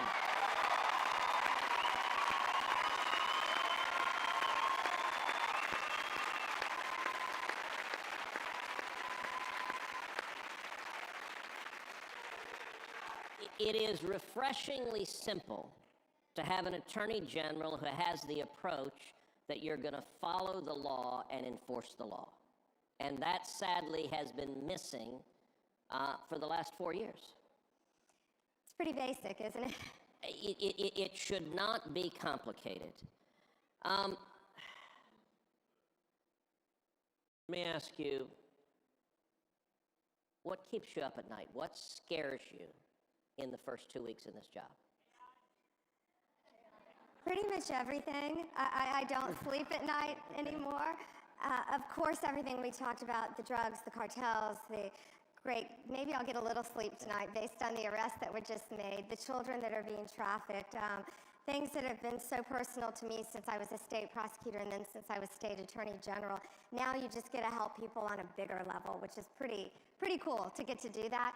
But most recently, it's really been what Elon has been uncovering, and the USAID, the waste at EPA, this money, trillions of dollars, they believe, just being handed out, which is most likely making a round trip ticket and going to terrorist organizations. And you are on the front line of defending the president and Elon Musk and Doge and all the effort they're doing, and every day we are seeing Democrat attorneys general and Democrat interest groups suing the president, suing Elon Musk, suing the federal government, and the Department of Justice is on the front lines. And sadly, we're seeing left-wing activist judges, individual district court judges, issuing nationwide injunctions. Yeah. Tell us about what it's like defending against those lawsuits, and give us your thoughts on the authority of one radical district judge to try to run the executive branch and issue a nationwide injunction. 2 words: we're winning. But yeah, so you've got one. I like that answer. One unelected district judge trying to tell President Trump, who was elected overwhelmingly by the American people, where federal funds can go. We're winning. Even in liberal courts, by the way, Senator, we're winning. And if not, we're going to go all the way to the Supreme Court and keep winning. Well, Pam, let me say, you and I have been friends a long time. I am thrilled with the job you're doing. I'm thrilled. I was thrilled when the president announced your nomination. And let me say, on behalf of 31 million Texans and Americans across this country, thank you. Thank you for stepping forward and answering the call. Thank you for pouring your heart into defending this nation, into keeping my kids safe, keeping Ben's kids safe, keeping all of our kids safe. And thank you for remaining faithful to the Constitution and the Bill of Rights and restoring integrity to the Department of Justice. It is desperately needed, and you're doing a hell of a job. Thank you, my friend, and thank you for fighting for us every Thank you guys here for being here as well. Don't forget, we do this show Monday, Wednesday, and Friday, so make sure that subscribe or auto download button. God bless America. Thank you, my friend. Thank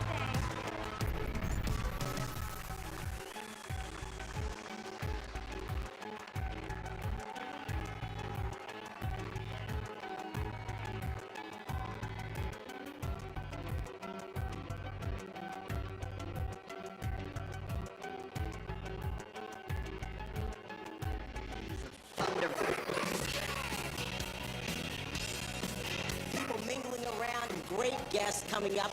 Yes! Yes! Tension is going to escalate. Oh my God! The White House is behind me.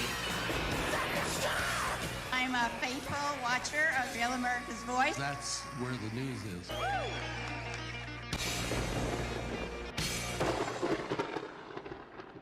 Freedom, sovereignty, prosperity. The Patriots for Europe Foundation is on a mission to make Europe great again.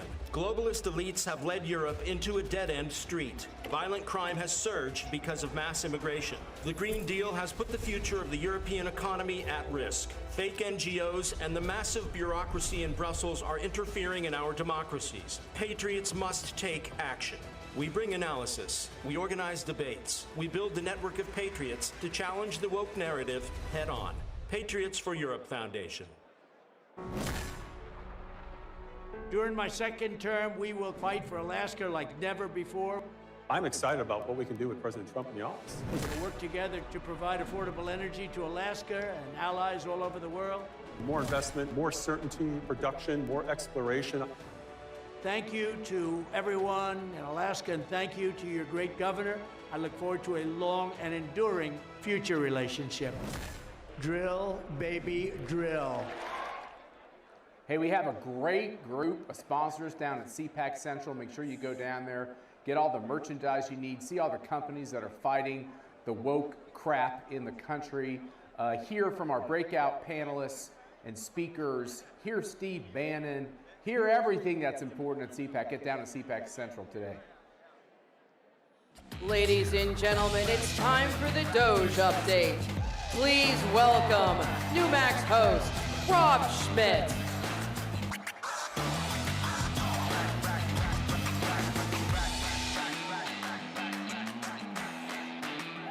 Hey. Man, that is a big crowd. And they are not here for me. How you guys doing? Nice vibe this year, right? After the best month we've ever had. Nice to see you all. Thanks for coming out. Good to see you. I'm not going to kill any more time. Let's bring out Elon Musk.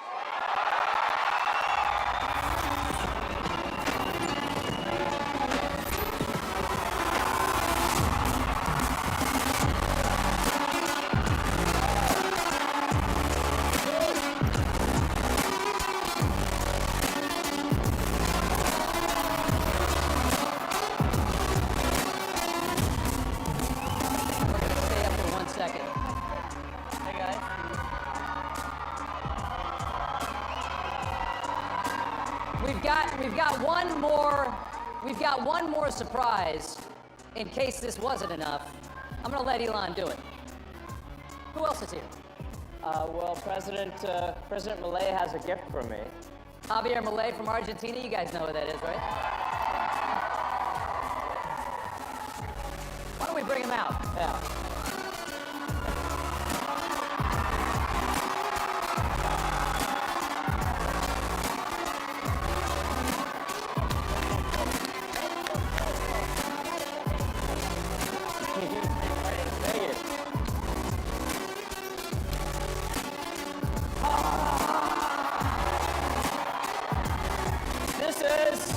Chainsaw for bureaucracy. Chainsaw.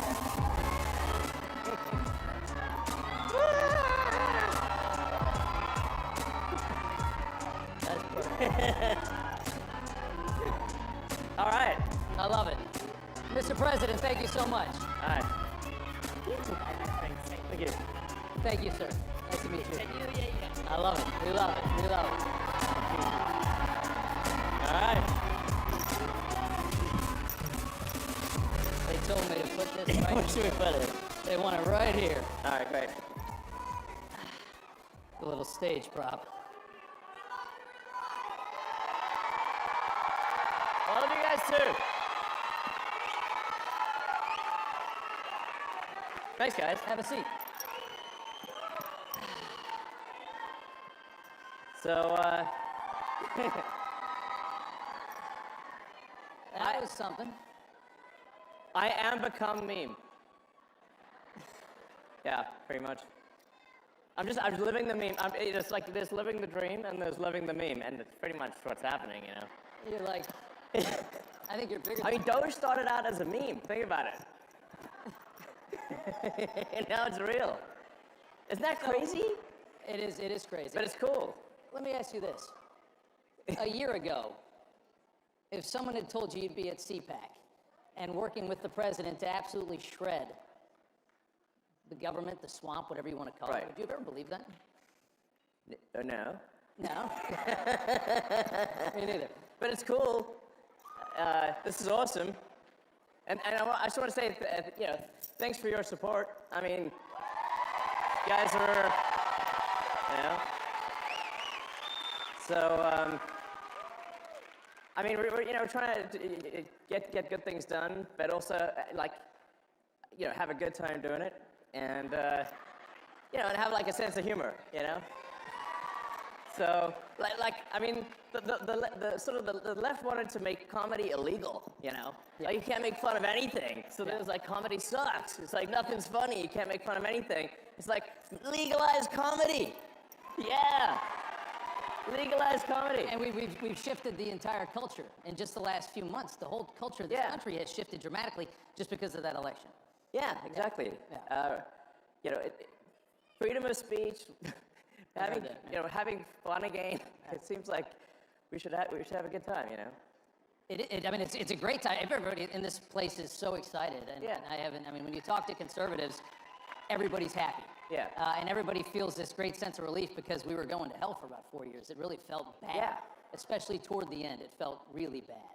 Yeah, I thought we were sort of heading for a point of no return, really. Until that's why it was so essential that President Trump win the election, and that there be a Republican majority in the House and Senate, which, thanks to you, that has been accomplished. Yeah. I want to ask you, one of the biggest questions I have for you is, you've been, politically, you weren't really on one side or the other for a long time. You're a businessman. A lot of people, they stay away from it. Now you're on a side, and you've chosen a side. You're sitting here in a MAGA hat. What's it, how did that happen? What was the moment? It's like, dark Gothic MAGA. That's a good one. Was there a specific moment? Was there a moment that it all changed? Yeah, when I realized I was a fool. But no, I was, I guess, I'd say I was probably politically neutral for quite a while. Leaning a little Democrat. How do you go from that to this? Yeah, no. How does that happen? Well, did they go crazy? Yeah, they did go crazy. Yeah, they went crazy. No, I mean the whole cancel culture and it's trying to stop freedom of speech and infringe upon people's personal freedoms. They just want state control of what you say. They want to take away your guns. And the reason they want to take away your guns is there's nothing you do to oppose them. So it's sort of like, I just we just need to restore the fundamental elements of what made America great, which is freedom and opportunity. We're seeing a lot of these freedoms disappearing in the West. It's not just about America. We're all watching Europe and knowing that they're about 50, 100 years ahead of us, right? Because they got an early start. And we're watching how they're devolving. And you're trying to save it from happening here. I mean, in Europe, they put people in prison for memes. Yeah. I'm like, that's insane. And they're collapsing. I mean, this society it's a collapsing society. It feels that way. It feels like France was nicer 50 years ago than it is today. Yeah. I don't think you can question that. Yeah. But yeah, I mean, really. Thanks. I love you too. I mean, I really just wanted to do useful things, basically build products, provide products and services that are good, and I wasn't really that interested in being political. It just there was at a certain point no choice. Yeah. Yeah. Well, can I ask you on the same side of that coin, what's it like from going neutral to being vilified, largely vilified by the media? What? No. Really? I mean, you turn on some of these channels, brother. I mean, they're angry at you. Does it bother you at all? Does it get to you? I mean, when they're chanting for my death, I suppose that's a little, Not good. But then like the song's not even that good, and it's like you call that a death chant? That's nothing. Please. They've been singing a lot lately. It's not even good Yeah. music. There's a lot of music lately. It's not good music either. Yeah. Yes. I would say that watching what you're doing with Doge is just that people love it. I mean, I've always looked at the government, and I've always looked at the government, and I've seen this big machine and you just know that they waste because they don't care. There's more money coming, they don't care. Yeah. You're cutting all this out. Everybody in this country knows that the government is full of waste, fraud, and abuse. And you're doing the work, and the Americans love it. Watching their reaction politically to this, I can't believe how bad they are at responding to this. I don't know how you're going to sit there and scream and complain because they're cutting waste out of the government and try to win another election. How do you try to win on that? Well, at this point, I'm not sure how much of the left is even real. Yeah. You know. How much was propped up by our money? You know. Yeah. Like literally, you see like these sort of fake rallies where there's like hardly any people, and the media will like frame it and like get all 6 people in the frame, but there's like nobody else is there. Like just it doesn't have popular support. But then you learn that like there's hundreds of billions of dollars going to these so-called NGOs. And it's your tax dollars that are funding things that are fundamentally anti-American. And they're propping up their narrative. Yes. A lot of that government money has been propping up a left that I don't think is as strong as they made it seem. In fact, a massive amount of your tax dollars is going to legacy media companies. Yes. Directly from the government. The government wants to take over media. Yeah, it's terrible. Yeah. That's why we have X. Yeah, and that's why you spent $44 billion. I mean, that's a lot of money. I mean, more than it was probably worth.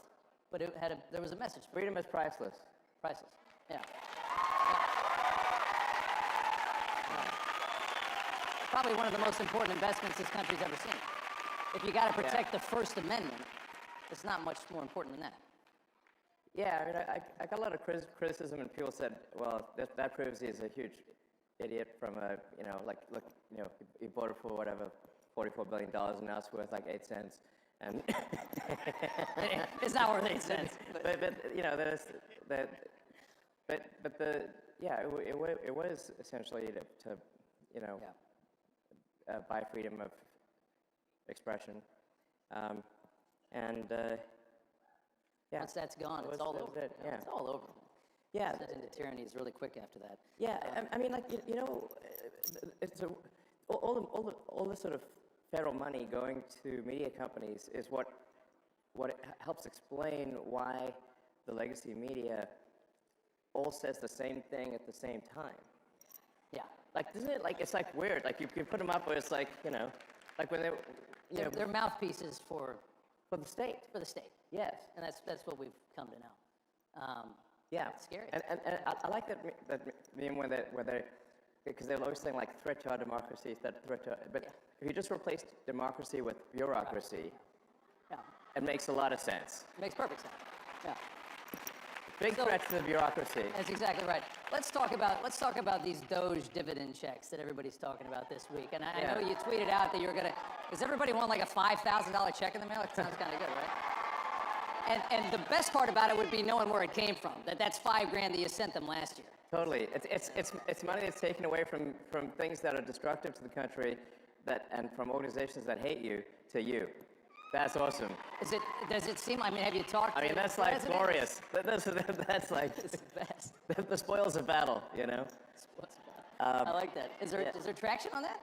Yeah. So I talked to the president, and he's supportive of that, and so it sounds like that's something we're going to do. Yep.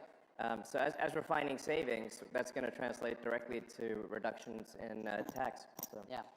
I think they fired 6,000 people at the IRS today. Yeah. And I think Lutnick said last night that they're talking about shutting down the IRS. And I think it's fair. I think people should realize this is. I mean, the amount of money that we send Washington like $5 or $6 trillion a year. That is such an ungodly amount of money. I mean, what do they? They say like 1 trillion seconds is like 30 years or something like that. I mean, that's how much we send them, and they seem to never have enough. There must be a lot you can cut. No, absolutely. People ask me, what's the most surprising thing that you've encountered when you go to D.C., when you're in D.C.? And I said, well, the most surprising thing is the scale of the expenditures and actually how easy it is to, when you add caring and competence where it was absent before, you can actually save billions of dollars, sometimes in an hour. Yeah. Like, it's wild. And then they scoff at it and say, oh, a few billion here, there. I mean, the way they're talking about it, you can see they don't care. It's such little money compared to how much they're used to wasting. That's what's really scary. Yeah, no, I mean, exactly. But obviously, it just shows that they really lack empathy for the average taxpayer who's working hard, paying taxes, and then they say, oh, $1 million doesn't matter. I'm like, I think it matters a lot to people, Yeah. So what are you talking about? I'd like to have it. Let me ask you a question. I know the president fairly well, watched him survive 2 assassination attempts. Had the first one not happened, the second one would have gotten him. It was very odd, because without those extra guys, they would have never seen that gun poking through the fence at the golf course. I saw the crew that you Isn't it like mind-blowing that this has happened? I mean, it just... And what, by the way, why do we still know nothing about that guy in Butler? What's going on? Cash is going to get to the bottom of it. Yeah, there you go. By the way, yeah. Woo. Confirmed just a couple hours ago, but I saw that the security detail that you had come in is enormous. Well, it's not that enormous. Maybe it should be bigger. I don't know. I think you could probably afford it. But I mean, how concerned are you about your safety? I mean, you are a wanted man. Are you nervous? So, look, I'm open to ideas for improving security. I have to tell you, I don't actually have a death wish. I think. It's not that easy. Yeah. I mean, but I have I've had even people like President Bukele from El Salvador who managed to put in prison 100,000 murderous thugs. And he was he called me. He's like, I'm worried about your security. I'm like, you're worried about my security? I'm like, what? Okay. That's I mean, talk about guts to do that down there. I mean, yeah, totally. And survive. I was like, how did you put all those thugs in prison without dying? Because it seems like that would have been not easy, Well, there's the president has one of his top attorneys is now investigating, I guess, Chuck Schumer for threats against SCOTUS, congressman on the Democrat side, who are saying, basically saying we're going to bring a war to you, like a fight to you. I mean, the rhetoric. You guys are screwing with things that are not supposed to be messed with. And we're fighting the Matrix. There's a lot of big time. people that really don't want that to happen. Yeah, we're fighting the Matrix big time here. But it's got to be done. Yeah. And are you? It certainly does. What's going on with? Tell us about Fort Knox. Yeah. It's Kentucky. It's a military base. It's a ton of gold, tons and tons and tons of gold. 5,000 tons of gold, or 5,000 tons take, of gold are there in the ground in this. I mean, it's a very secure I think thing. we all want to see it. I'd love to see it. This is your gold, by the way. It's the public's gold. Do you think it's not there? I don't know. But I think we just want to see it. Yeah, we want to go see it and just make sure somebody didn't spray paint some lead or something, Yeah. Is this real gold? Fight at the bar, Didn't dent. But I think, honestly, part of this also is just let's have some fun and like I said, all this gold at Fort Knox, it's the public's gold. It's your gold. So I think you have a right to see it. You want to take a tour? Yeah, I think we should have do a tour. And then the president last night was like, I think he's in favor of it. That would be cool. And then it should be a live tour. You can see what's going on. Open the door, what's behind it. Well, and there's I think I'd watch that. Oh, are you kidding? Yeah. I mean, what does 5,000 tons of gold look totally. like? What does How it big look is like? that? Is it the size of this? It's got to be pretty big, It's got to be a lot of But gold. there's some other stuff in there. Just walk around. I don't know. Maybe they got some other stuff in there. Are you thinking about auditing the Federal Reserve as well, which is obviously yeah, sure. Regulates our economy? I imagine you think the waste has got to be everywhere. Yeah, no, waste is pretty much everywhere. People ask, how can you find waste in D.C.? I'm like, look, it's like being in a room, and this target, the roofs and the floor are all targets. So it's like, you're going to close your eyes and go shoot in any direction. You can't miss, you know? So it's pretty wild. Like you just push on things a little bit and you save billions of dollars. Like just a little bit, you know? It's wild. It's scary, isn't it? That's why I say, it really is underrated if you add caring and competence, how much things improve. Yeah. And you know, and we just find so many totally crazy things, which, you know, we're sharing with the public. We post everything we learn. You know, just you know, so you can see it. You know. What do you? And like, it's like, isn't it like it's totally wild? Like we just did like a check the database on Social Security. Like it says how many alive Americans eligible for Social Security are there? And according to the database, it's over 400 million. And we're like, wait a second. And how many are getting? How old are they again? Yeah. And then like we found like one person in there is like 360 years old. I'm like, what, they know Ben Franklin or something? I mean, you know, America didn't exist before at that time. Like, so yeah, we were colonies.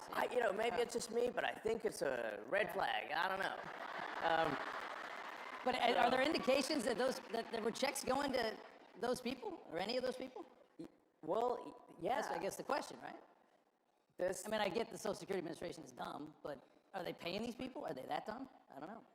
A bunch of money is going out from the Social Security Administration, and in fact, from all entitlements programs. $72 billion in waste in like 7 years. That's $10 billion a year. Well, I think the fraudulent payments. The rough estimate from General Government Accountability Office is over $500 billion of fraud a year.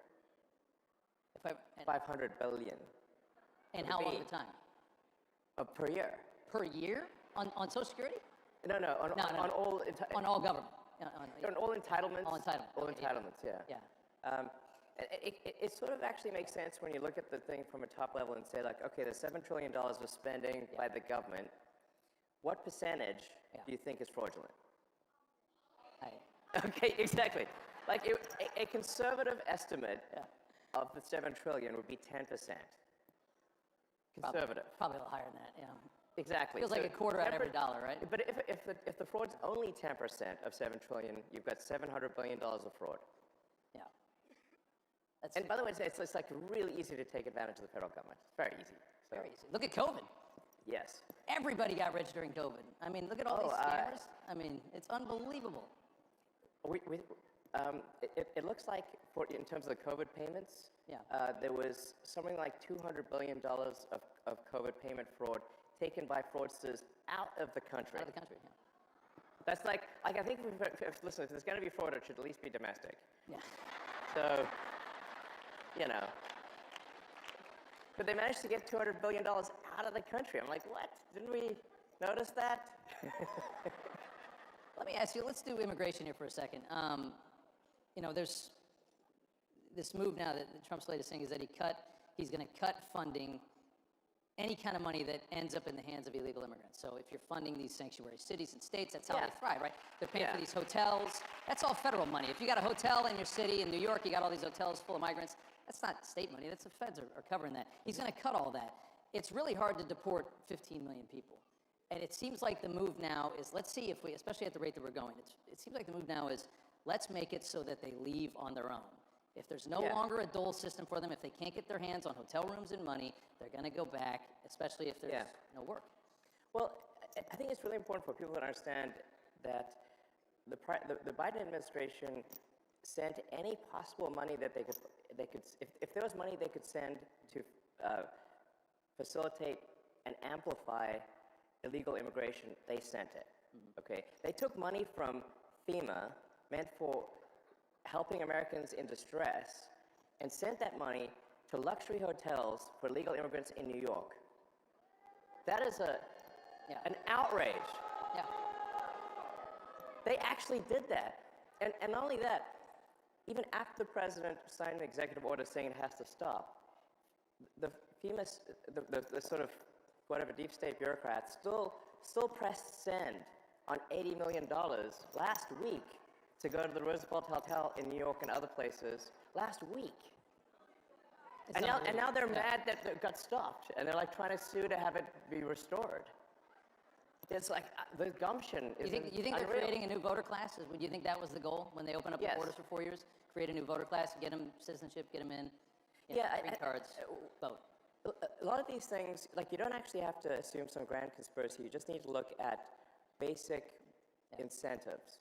Benefits. So if the incentives, fundamentally, if the probability that an illegal is going to vote Democrat at some point, whether it's cheating, but eventually they can become citizens. But if the probability is like 80, 90%, just look at California, which is supermajority Dem, and then the incentive is to maximize the number of illegals in the country. That is why the Biden administration was pushing to get in as many illegals as possible and spend every dollar possible to get as many, because every one of them is a customer, every one is a voter. Yeah.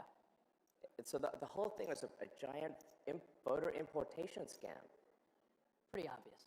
Very obvious.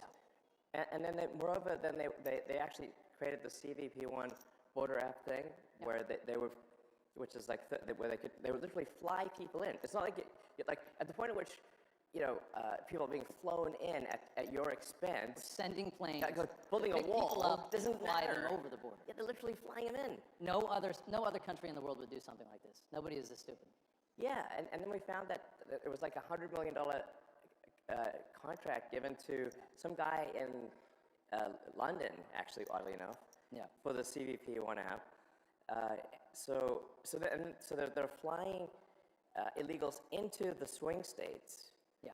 And if you've got like a margin of victory of maybe 20,000 people, and you fly 200,000 illegals into that state, it's not going to be a swing state for long.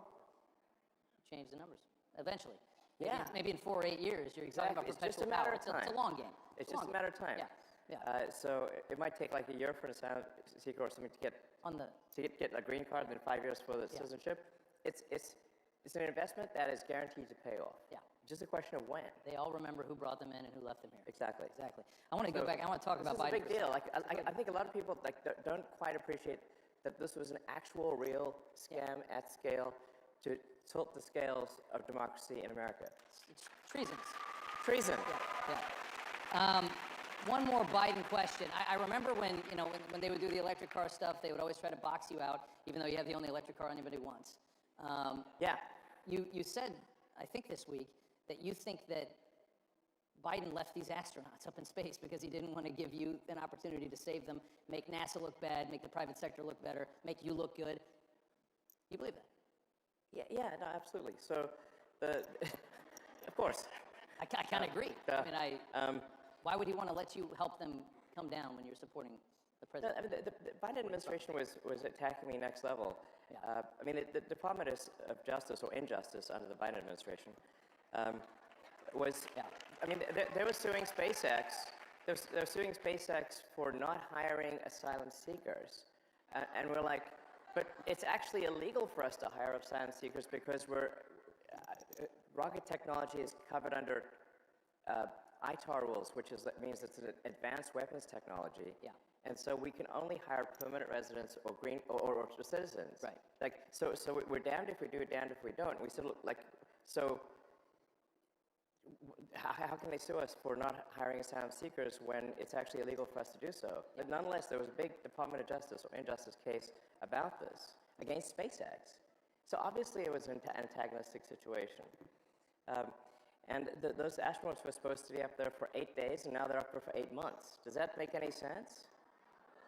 And we obviously could have brought them back sooner, but they didn't want anyone who supported President Trump to look good, basically. Yeah. That's the issue. A lot of them are saying right now that the reason that you want to get into Social Security, that you want to get into all of these into Treasury and things like that, is that you're looking for personal information and you're trying to make more money. Yeah. I've never met anybody as rich as you that cared less about money in my life. Every time I hear a story about you, you're sleeping on a couch of some other guy in a city that you could buy the entire thing. Yeah, I don't think you care about money, do you? No, actually,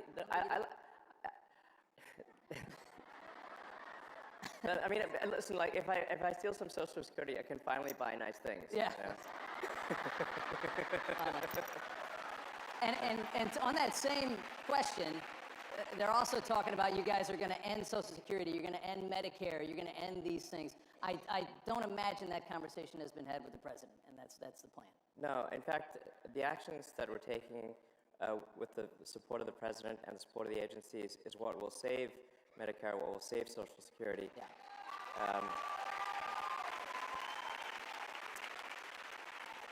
And because if the country goes insolvent, if all the money is just spent on paying interest on debt, there's no money left for anything. Yeah. So that's the reason I'm doing this, is because I was looking at the big picture here, and it's like, man, our debt's getting out of control. The interest payments, the interest on the national debt now exceeds the entire Defense Department budget. $1 trillion a year in Yes. interest, just to carry the money that we owe is $1 trillion a year. Yes. That is unbelievable. And rising rapidly. So like, a country is no different from a person. Country overspends, country goes bankrupt. Same as a person who overspends goes bankrupt. So it's not like optional to solve these things. It's essential. So we're going to go bankrupt. Yes, we are. Couple minutes left here. Russia. There's a huge push from the administration. People are like sometimes like to end this war. Say like, yeah. I'm a bought asset of Putin. Yeah. I'm like, he can't afford me. Yeah. I think you're worth more than Russia. Think about it. I like that. So, you're trying to end a war. Ending a war always means you have to compromise, you have to negotiate with an enemy or an adversary. That's just what it is. And right now, they are lambasting the president for trying a different method to a war that they haven't been able to end for 3.5 years or 3 years. Yeah. They're saying Trump's blaming Zelensky for the invasion. How do you process all of the negativity toward him for trying to end this war? Well, first of all, I think we should have empathy for the people dying at the front lines. That's the most important thing. And people have been dying, it's like, how many more years is this supposed to go on? Yeah. And imagine if that was your son, your father, what are they dying for? Yeah. What exactly are they dying for? That line the line of engagement has barely moved for 2 years. Yeah. There's a whole bunch of people dead in trenches for what? And I'll tell you what for what. It's like for the biggest graft machine that I've ever seen in my life. That's for what.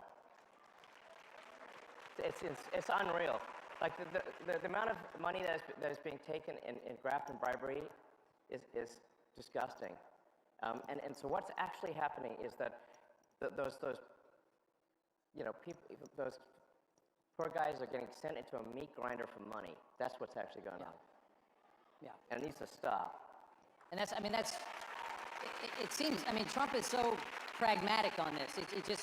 He's just looking at it and he's saying it's Ukraine, it's not our country, it's not a NATO ally. I just want to see people not dying. I want to see on both sides. Think about how so many young men have died in Ukraine that the army is starting to age out. The military is aging out.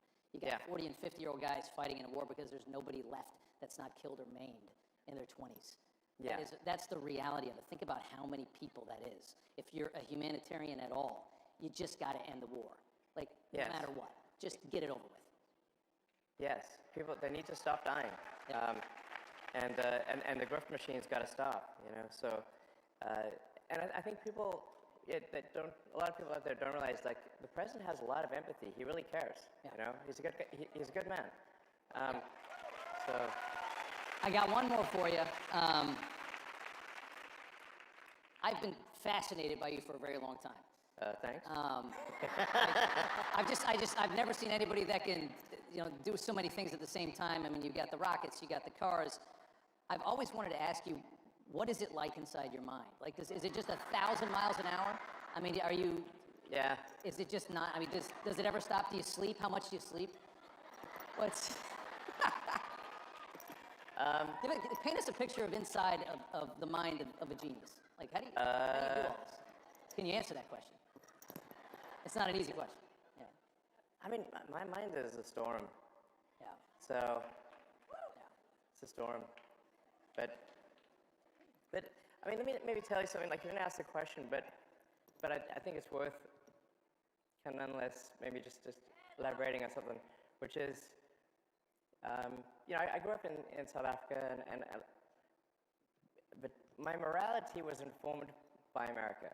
I read comic books, played Dungeons and Dragons, and I watched American TV shows, and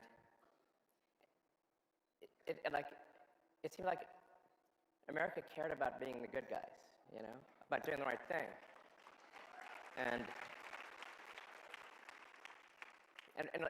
that's actually pretty unusual, by the way. Yeah. It's like in the world, it's very unusual. Yeah, it's not like actually. Most countries don't do that. No, they don't. No.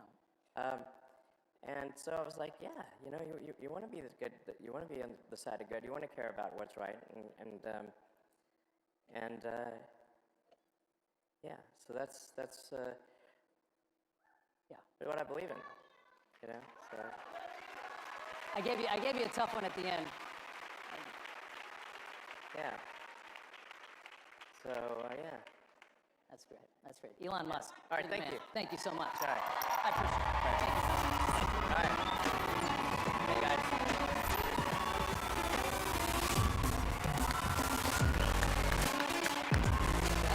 Yeah, thanks.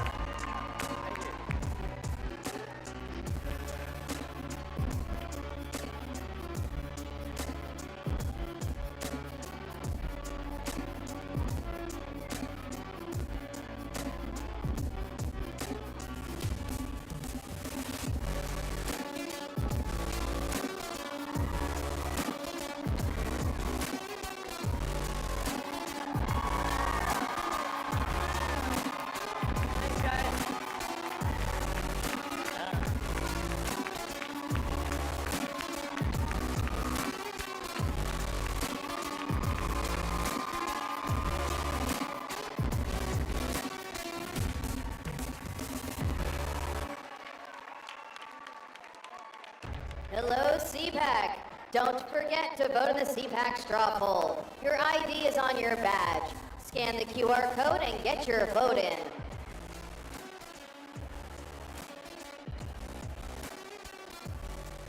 I switched. I switched. I switched. I made the switch to Newsmax. We start this morning in Washington, where all eyes are on the White House. I switched to Newsmax. Newsmax. Newsmax. Have you made the switch? You bet I did. My whole family switched. Everyone is making the switch. I did. I did. I switched, and it made all the difference. It made all the difference. Have you made the switch? You should. Millions are switching to Newsmax. You should too. Every institution today is under attack. The home, the church, the government. And many people are asking, what is the truth? Jesus Christ claimed the ultimate truth. Are you willing to face the truth? Do you think the MK Ultra project ever actually ended? The Central Intelligence Agency is actively involved in mind manipulation. We all answer to one God and one Savior, and He's there to change your life for the better.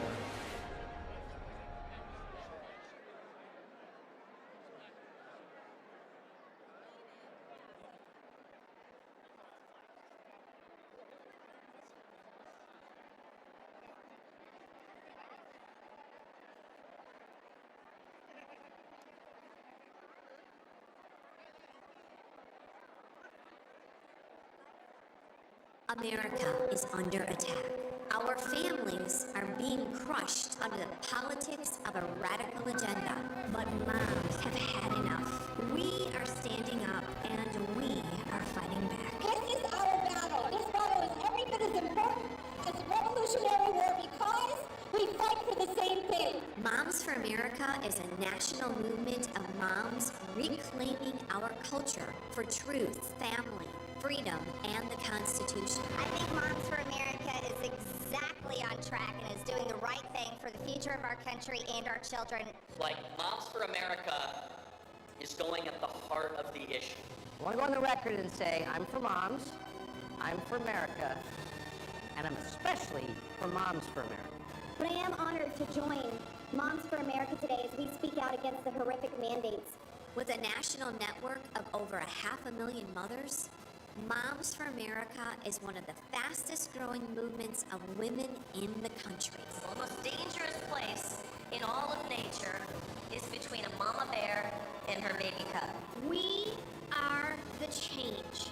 No matter what, no matter where, and no matter how difficult the obstacles are that are facing us and our families, we will not give up and we will not give in. So if not now, then when? If not you, then who? Welcome to the Momland Revolution!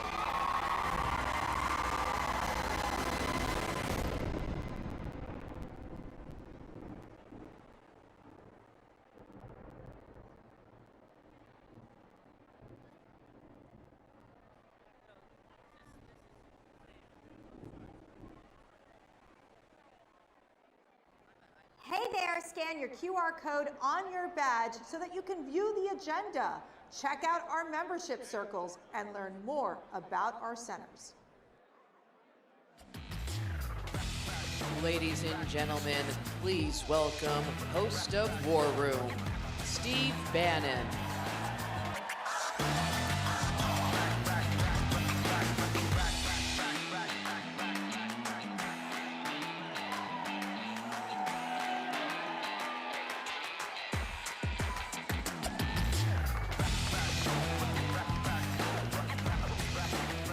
Yo! What a glorious day! Hold it. How did I draw the card to follow Elon Musk? Come on, man!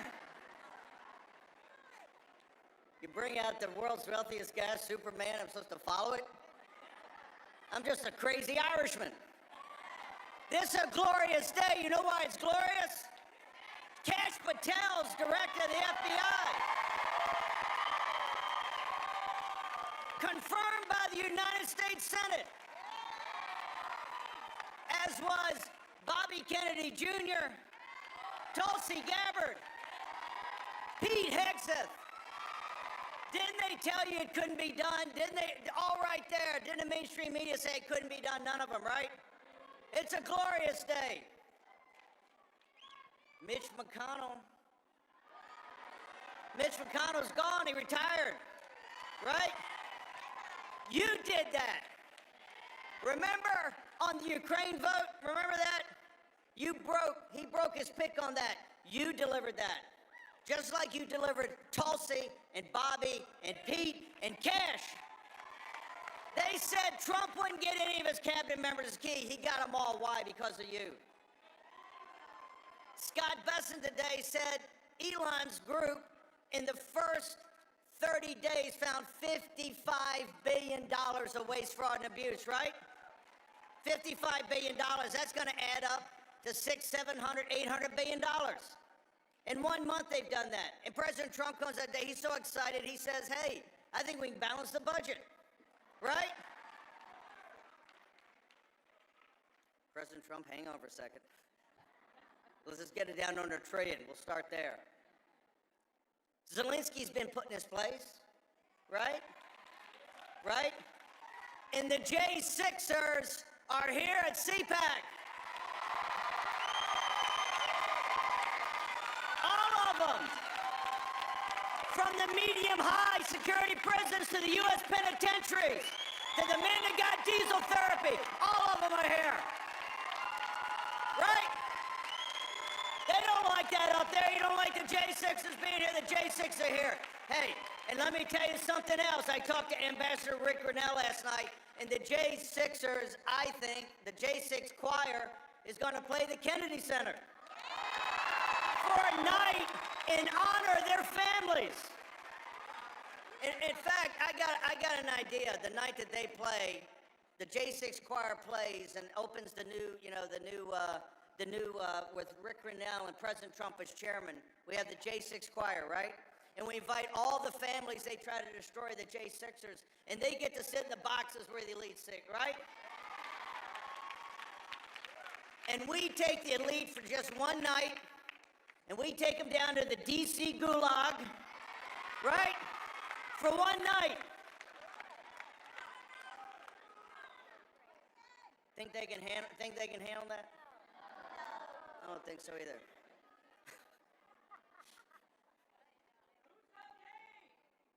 Game likes game, right? Game knows game, right? I tell you, it's game. The gentleman sitting in the White House, Donald J. Trump, it's a glorious day. Days of thunder. Days of thunder and years of lightning. Every day is Christmas Day. Every day you get more executive orders, more executive actions. It's not going to stop. But you know what's the most important thing of all that?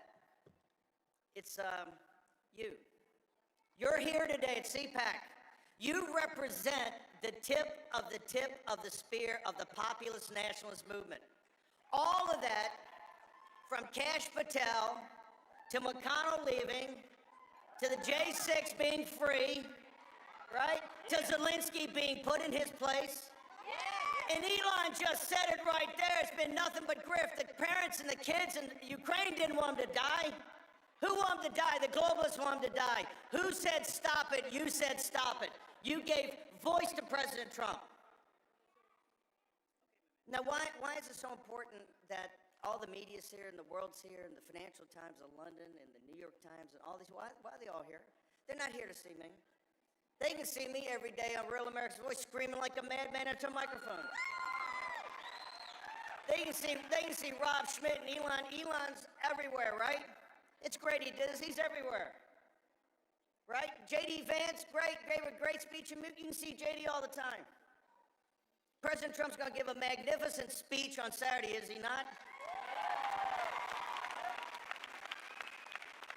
But they get enough of President Trump every day, don't they? Hell yeah.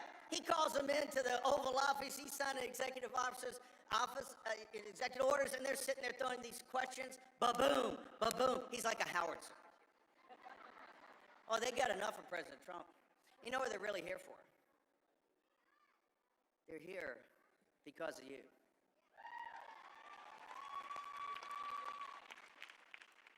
They can't defeat what they don't understand. They can't destroy what they don't understand, right? They can't contain what they don't understand. From Riyadh to Beijing to Berlin to the city of London to Buenos Aires, you name it, in every world capital, every hedge fund, every political consultant, all the money, all the power, all the legislation. You know what they want? They want to understand MAGA. You know why? You represent the best of the American people. In your righteous indignation, you rose up. Right, you rose up. How many times I've been doing this? Last 2 or 3 years? What did I tell you last year on this very stage? We're going to win. We're going to win the primary. We're going to win the general election. And Donald Trump's going to return to the White House. And all these guys, all the mainstream media, the fake news, mocked and ridiculed. Trump's not going to win the primary. Right? You were right. They had, who was it? Nikki Haley? Had Governor, and I like Governor DeSantis' life. Governor DeSantis dropped out by then? I don't remember. Oh, it was soon thereafter. You had Trump's back. You had Trump's back in those dark days of 2021, did you not? Remember, he went to Mar-a-Lago, and it was like a lion in winter, and they all abandoned him except for you. And the Schlaps had enough guts and courage to taking the CPAC in Orlando and march 47 days after he had gone into exile because, guess what? They stole the 2020 election. Is there any doubt in your mind that they stole the 2020 election? They stole it. And they know they stole it. They thought thought you were finished. They were going to debank you. They were going to deplatform you. You are nothing but trash. You're nothing but garbage. You're nothing but deplorables. Right? You surprised them with Hillary Clinton in 16, and guess what? 11 more, 74 million, 11 more than we had in 2016 voted when you won the 2020 election. And the reason the J6ers are here and they're patriots is because that was a Fed surrection, totally set up by the FBI, by the Justice Department, by DA, all of them. And we're going to show the receipts. We're going to show the receipts. And they thought Trump's finished and you're finished. No. I want you to look within yourself right now at that journey. Go back to 2021. Go back to your life. Go back to the anxiety. And man, Trump won, but they stole it. The system's so big, so corrupt, so powerful. Remember that? Back on our heels, right? You didn't quit, just like in any military contest. We got a rally point. We dug the guide on in and said, you know what? Regroup, dust ourselves off, fix bayonets. We're charging again. That is why Kash Patel is the director of the FBI. That is why Bobby Kennedy is the head of the HHS. That is why Tulsi Gabbard is a DNI. That is why Pete Hegseth is across the river in the Pentagon. Fix bayonets. Fix bayonets. You're not going to stop. You know why they fear you in Riyadh. You know why they fear you in Beijing. You know why they fear you in Berlin and the city of London, because they know you're not stoppable, right? This time, won almost 80 million votes. 40% of black men in this country came and voted with you and supported you. Majority of Hispanic families voted with you. Every Asian American in this country, come. This is your home, is MAGA, right? Every member, everybody from India that's here in the United States is a citizen, come. This is your home, MAGA, right? Make America healthy again. Do it like that. We're going to hard weld Maha to MAGA. You're unstoppable. You're unstoppable, and they know that. You don't think in Riyadh they know that. You don't think in Rome they know that. You don't think in Berlin they know that. The righteous indignation of the American people, just like every patriot grave, just like the Revolution, the Civil War, and World War II, they understand when the American people, with its common sense, isn't what President Trump say, a revolution of common sense, right? It's also a revolution of common decency. The decency, the grit, the determination, the courage of the American people is unparalleled in world history. This is why we have our best and brightest on every battlefield all throughout the world, from the South Pacific to Europe to North Africa. What other nation on earth's ever done that? None. What other people have ever done that? None. Only you. And you rose up. And you rose up and you said, you know what? Trump is our guy. Is President Trump perfect? No, he's far from perfect. He's an imperfect instrument. But I will tell you, General Washington was an imperfect instrument. Abraham Lincoln was an imperfect instrument. And he's the third. These come along about every 100 years.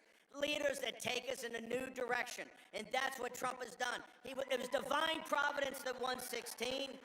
And it was divine providence hand that let them steal 2020. Because we had to see how depraved they were. We had to see how demonic they were. We had to see what they were prepared to do to this country. And what did you do? Did you ever falter? No, you did not. Did you ever doubt? No, you did not. Did you ever question? No, you did not. And you know what it brought us? A glorious, glorious, glorious victory.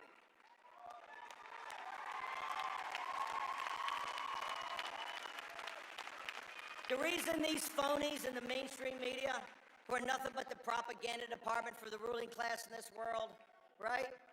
They fear you. They fear you because they understand you're not beatable. You're not beatable. They've had every shot, and right now, And I want people to celebrate and to come together. We're going to do it the next couple of days. But understand the toughest part of this war is ahead of us. I've never promised you anything. I've never promised you sunlit uplands. I said it's ahead of us, maybe decades. But it's times in American history that people have to lay it all down. You're expendable to get to bridge to the other side. You know that. You're not asking for a handout. You're not asking for a pat on the head, right? You're not asking for a thank you. All you're asking for is, where is my musket? Where's my bayonet? And where do I go over the top?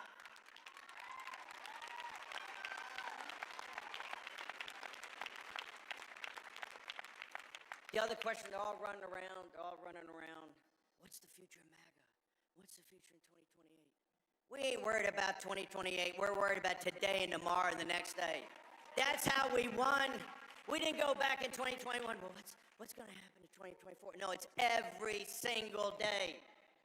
You report for duty and we get it done. Action, action, action. So media, you don't have to come up and ask me. I'm going to tell you right now. The future of America is MAGA, okay?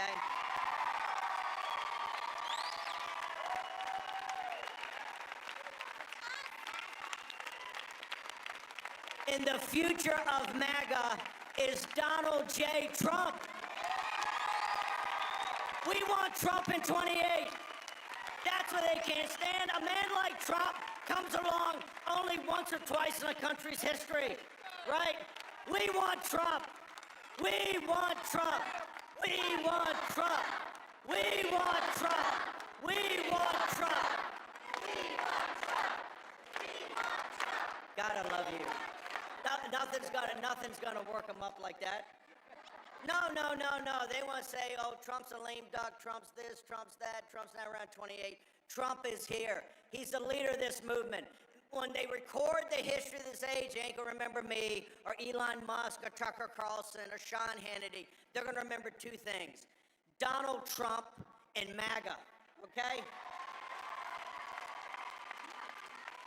And you know why? You know why they know they can't beat you and why they're so upset? Your agency, your human agency. You did this yourselves. You came, you worked through it. You said, I'm going to put aside fear. I'm going to put aside questions of concern. I'm going to put aside my anxiety of the 2020 election being stolen. I'm going to get together. We're going to fight. We're not going to back off any day. Your agency, your human agency, right? They can come up with all the algorithms in Silicon Valley they want.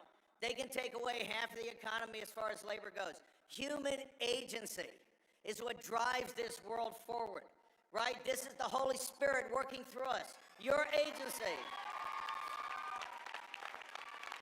That's why Trump, General Washington, Lincoln, and Trump, they come along every 100 years. Most nations never have them. We've had 3. He is an instrument of divine providence, right? Of course he is. Look what he's running. Look at what this capital has become. The revolutionary generation never anticipated this imperial capital, right? If they came back today, they would spit on the floor to see what we've allowed to do, what we've allowed to happen, right? With the lords of easy money and the oligarchs. And they would say, hey, what we need is a populist nationalist revolution. And guess what? Donald Trump gave them one, right?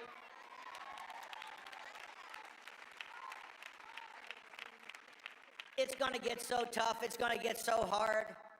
Are you going to quit or are you going to back Trump? Are you prepared to fight? When he made the moral decision to come back from Mar-a-Lago, understand they were going to put him in prison for 700 years, right?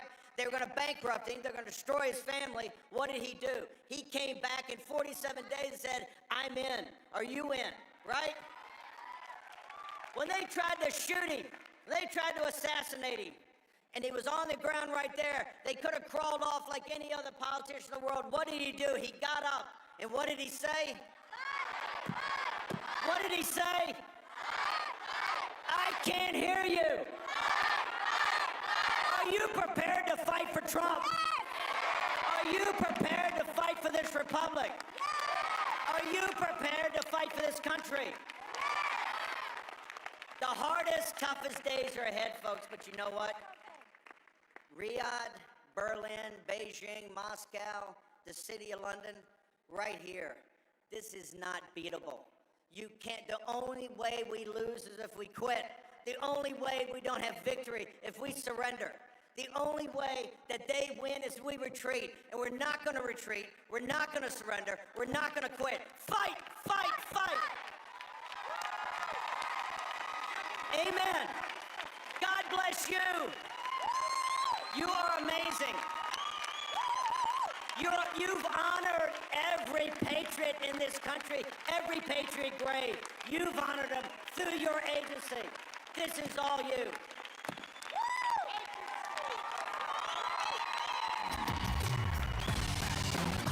President Trump for standing up for America's families.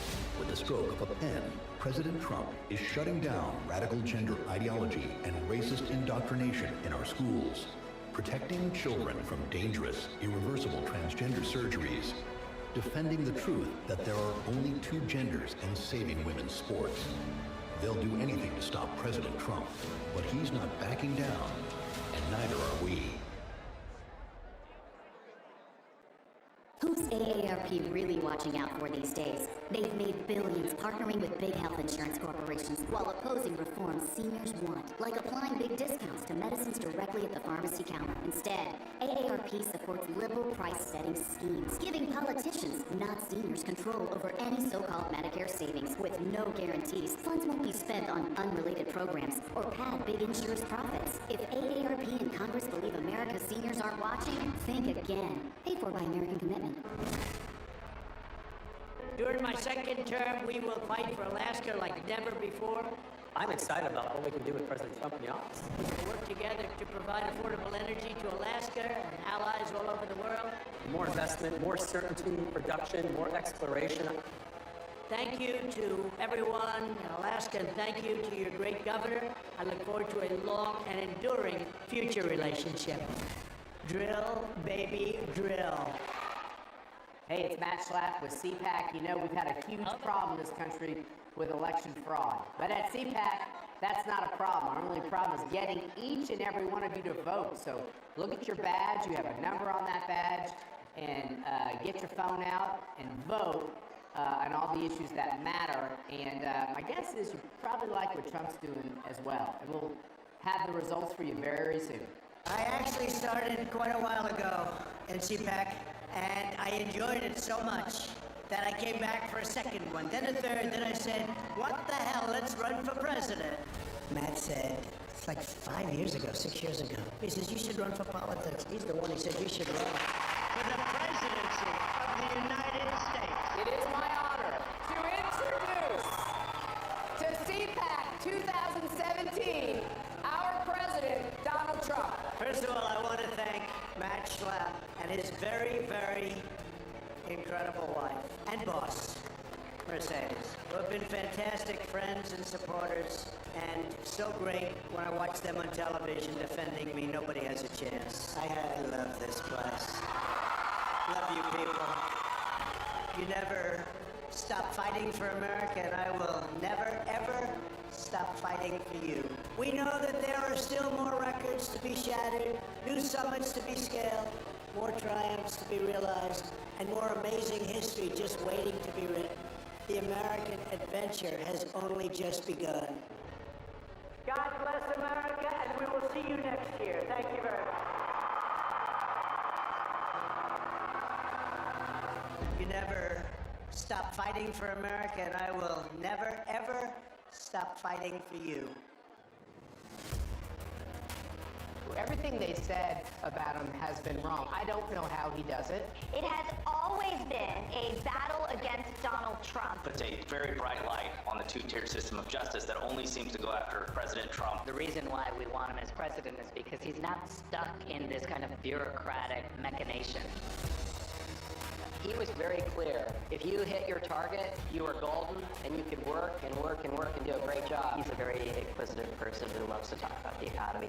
Trump does the same thing in a different medium. He's talking directly directly to the American people. But that's why Trump is transformational, because he kind of came outside the Republican Party. He's a great closer. He understands what the most important issues are to voters. Not only is America a great country, but that we Americans are good people. Donald Trump stands for everything that's good, everything that we need, what needs to be changed in our society today. Think about that Trump supporter that was demonized, that was taken down, that was criticized, that was targeted. Think about that person out there. That is the one. They are winning tonight. The American people, they've spoken up tonight. We just lived through history. We're never going to see anything like this ever again.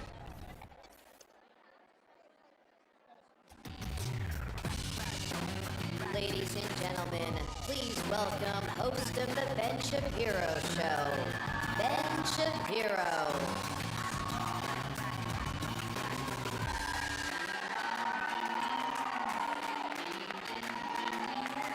Hey guys, how's it going?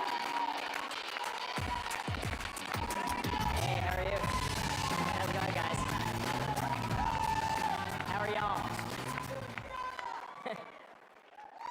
Well, folks, you know, I'm not famous for being a particularly optimistic sort. If you ever listen to my show, I'd say morosity, depression, that may be a feeling that's come over you once in a while listening to my show where I describe what's going on in the country. But I can safely say I've never felt more optimistic about the United States than I do right now. And that is thanks to President Donald J. Trump. And one of the things that's sort of mysterious about President Trump is the fact that he isn't really an ideological conservative. Now, people like me, I grew up in the movement. I grew up reading Thomas Sowell and Friedrich Hayek and reading Russell Kirk. I don't think President Trump has ever sat around reading those people. I don't think he sits around at night and browses Edmund Burke or anything. And so the question is, why is it that this man, who is not truly an ideological conservative, is the most successful conservative president of my lifetime, bar none? It's a real question. And I think to understand that, the thing that we need to understand about President Trump is that more than anything else, and in this era, needed more than anything else, President Trump lives in the world of reality. President Trump has been slandered by the media as somebody who creates fictions of his own and sort of lives within those fictions and says a lot of words that don't always match up with the truth and all that kind of stuff. The reality is that President Trump, in his gut, lives in the real world. Which is why President Trump wins so often, because if you are going to win, you have to acknowledge reality, because reality always wins. And this is what makes President Trump conservative. Conservatism lines up really, really well with reality. The reason that President Trump won the last election cycle is because the Democratic Party, the left, completely disconnected themselves from reality, in every possible way. They ran screaming with their hair on fire, their blue hair on fire, away from reality. President Trump embraces reality with both arms. When it comes to the world of economics, for example, President Trump only cares about success. He cares about economic dynamism. He cares about American businesses being able to build and succeed. And he understands that in order for all those things to happen, you have to free American business from the shackle of regulation and government. You have to allow businesses to innovate. You have to allow people to rise and fall on their own merit. Meritocracy has to be valued more than, say, identity politics and DEI. President Trump knows that in his guts because he's a business person. President Trump has had to make payroll. Unlike literally every leader of the Democratic Party over the course of my lifetime, he is not a career politician, which means he's always been answerable to reality. And that means that when he unleashes another businessman, Elon Musk, inside the government and says, go in there with a meat axe and start taking out programs, that is what a businessman would do. If you came into a business as a business person and it was rife with waste, fraud, and abuse, you wouldn't sit around and run a commission on it.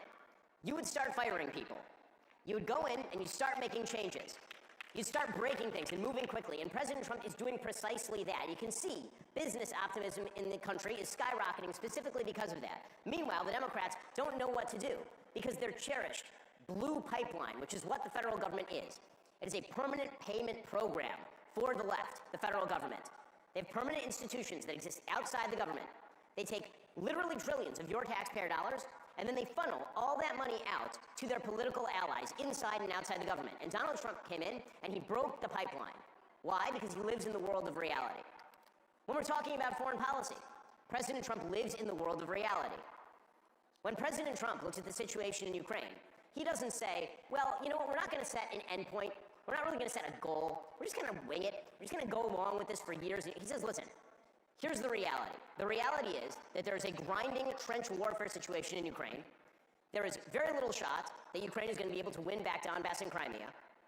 And we don't want Ukraine to actually fall to the Russians, and so we know what an off-ramp looks like. Now it's just a question of how do we get to that off-ramp. That is what a practical person does. That is a person who lives in reality. That's not a person who wants to speak airy-fairy nonsense and nostrums about democracy and tyranny. All that stuff sounds nice, but does it get the job done is the question that President Trump is always asking. Does it get the job done? When it comes to the Middle East, President Trump has completely broken the mold. The sort of ancient wisdom of the State Department, which has been wrong for 80 years in the Middle East, is that the only way that you actually achieve peace in the Middle East is to make the Palestinian issue front and center. President Trump in his first term totally turned that on his head. He ignored it, and peace broke out in the Middle East. President Trump has now thrown onto the table a solution with regard to the Gaza Strip that is breaking people's brains and also happens to be the only plausible solution anyone has proposed in about a century in this particular area. Because it turns out that when you have a population group that literally held today a celebration of dead babies in the Gaza Strip, babies they had murdered in the Gaza Strip, it turns out that a two-state solution in which one of those states is actually run by those people is a really bad idea. And President Trump knows that, and he says it, because he lives in the world of reality. And this is how you chalk up victories. When it comes to China, President Trump is a realist. He understands that China is globally an opponent of the United States, and that we need to stand up to Chinese predations, stealing our IP, buying American land, funneling fentanyl precursors through Mexico. He understands on immigration that a realistic nation cannot have an open border. You cannot have a welfare state and an open border and pretend that that's workable. President Trump understands that. Well, now, all of this sounds commonsensical to all of us, right? Because it is commonsensical. But in Washington, D.C., commonsensical is not the way things have been run. Instead, people have been so wedded, not to victory, not to winning, not to achieving things, but to saying things properly in just the right way to get the right coverage in the New York Times or in the Wall Street Journal or in whatever media outlet they're pandering to, that they never actually think about what wins and what loses. And then there's the matter of the reality of our daily lives. President Trump understands that what most Americans want is not identity politics. What most Americans want is not some bizarre notion about androgyny where men can be women and women can be men, and that we're sort of free-floating sets of feelings existing within the meat suits that we wear around. President Trump understands basic things that the left has completely abandoned and that he was willing to say. Stuff that was uncontroversial, 5 minutes ago. Like boys are not girls, right? Like these are controversial statements to make, but President Trump understands that that actually has some pretty deep ramifications when you say things like boys are not girls, such as perhaps men have a role to play that is different from women's role. That does not mean that women shouldn't be in the workplace, obviously, and it doesn't mean that men shouldn't help take care of the kids, but it does mean that men being masculine is a good thing, and it means that women being wives and mothers is a good thing too. And that no country that ignores these basic truths can survive and grow and thrive. President Trump acknowledges and knows that the things that most Americans want, whether they are Hispanics living down on the border of Texas or whether they're white Americans living up on the border of Canada, those things are basically the same. They want to be able to live in safety, free of crime, with prosperity, being able to hold down a job in a growing, innovative, dynamic economy. They want to be able to go to their church and worship God and share that with their community without the government getting in their way. These are all things that, again, sound so easy. They sound so easy. But the way that President Trump measures whether a thing is true or not is whether it works. And that is why he has been so unbelievably successful.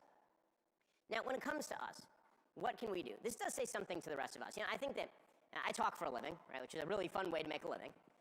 But the reality is that people come to me all the time and say, how do I make a difference in politics? And obviously there are things that we all can do, right? I spent the last election cycle campaigning with a variety of Senate candidates and with President Trump. I went out and I did things, but the things that most of us can do, aside from all the normal political fighting that Steve was talking about earlier, which is really important, the thing that is most important is to live a reality-based life, to be a model to our children, to be a model to our community, to build the social fabric that actually makes this country work. to create the businesses that make the country function, to engage in everyday common virtue. Because the truth is, the country is not just built by President Trump. We love President Trump. He's doing an amazing job. He should continue to be healthy and well and continue to succeed day in and day out. We're all praying for him. Okay, but the country also runs because of the people who are doing the everyday things, whose names we don't know. Right? You, people I know, all the people out there who are just living with their families and bringing up their kids in the correct fashion in a country that is growing and thriving, building those building blocks, taking those building blocks and actually making the country work on a day-to-day level. President Trump is clearing the field for you. He's clearing the field for me. Right? The Republicans, I hope, are going to do that. But then it's our job to actually build. And that's what we should be focused on, not just on politics over the next 4 years or 8 years or 20 years. We should be focused on the building, because that project, that's the project that never ends. The political fight will always be there. There's no such thing as permanent victory. There will be losses in the future. But the one thing that we can do every single day is continue to build. And thank God, President Trump, the reason I'm optimistic, President Trump has brought us back to a world of reality where that building is possible, and we should all build together. Thank you so much. And now, thank you, I appreciate it.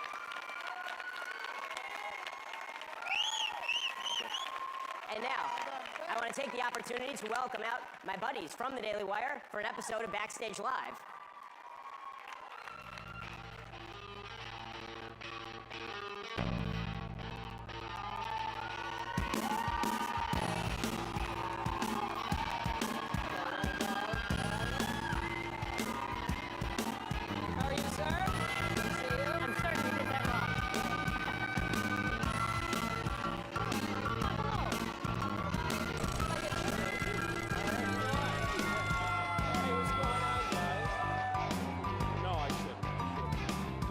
Clap for Michael. No. It's just a... Well, you're a man, so that makes sense. I know we can drink this delicious 45, 47 whiskey. Can we smoke the Mayflower cigars too, or is that... Are we... Washington, D.C. is a little... What's the worst thing that could happen? Yeah. Welcome to CPAC and Backstage Live. Pass on the booze. You'll have the whole bottle. Yeah. Thank you. This is a show that we do once a month at the Daily Wire. In fact, we're going to do it again on March 4th for the President's Joint Session of Congress, where we get the whole team together and we talk about what's on our mind. And so this will be a little bit different than the other panels that have happened throughout the day, because we have to do ad reads. It's okay. It's how we buy the plane tickets to get out here. What I want to talk about, though, first, right out of the gate. Today is 30 days of Donald Trump into his second term.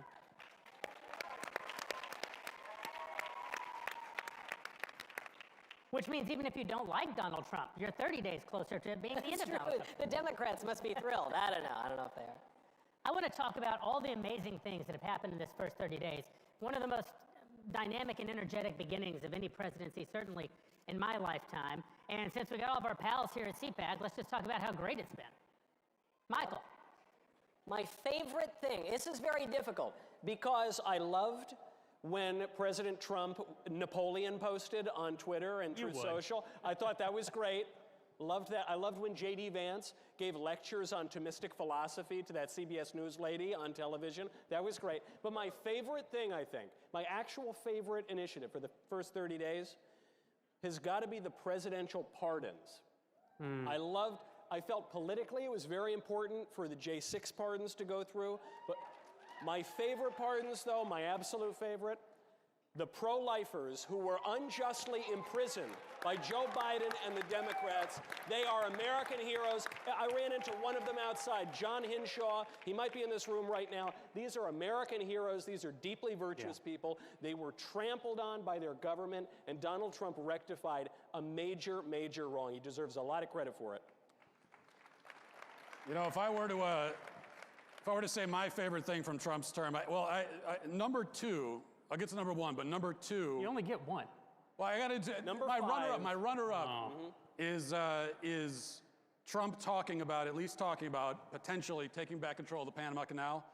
That's a little bit of a deep cut, but I think that's an important thing. That's good. And Greenland too. Maybe we're taking Canada. We'll see.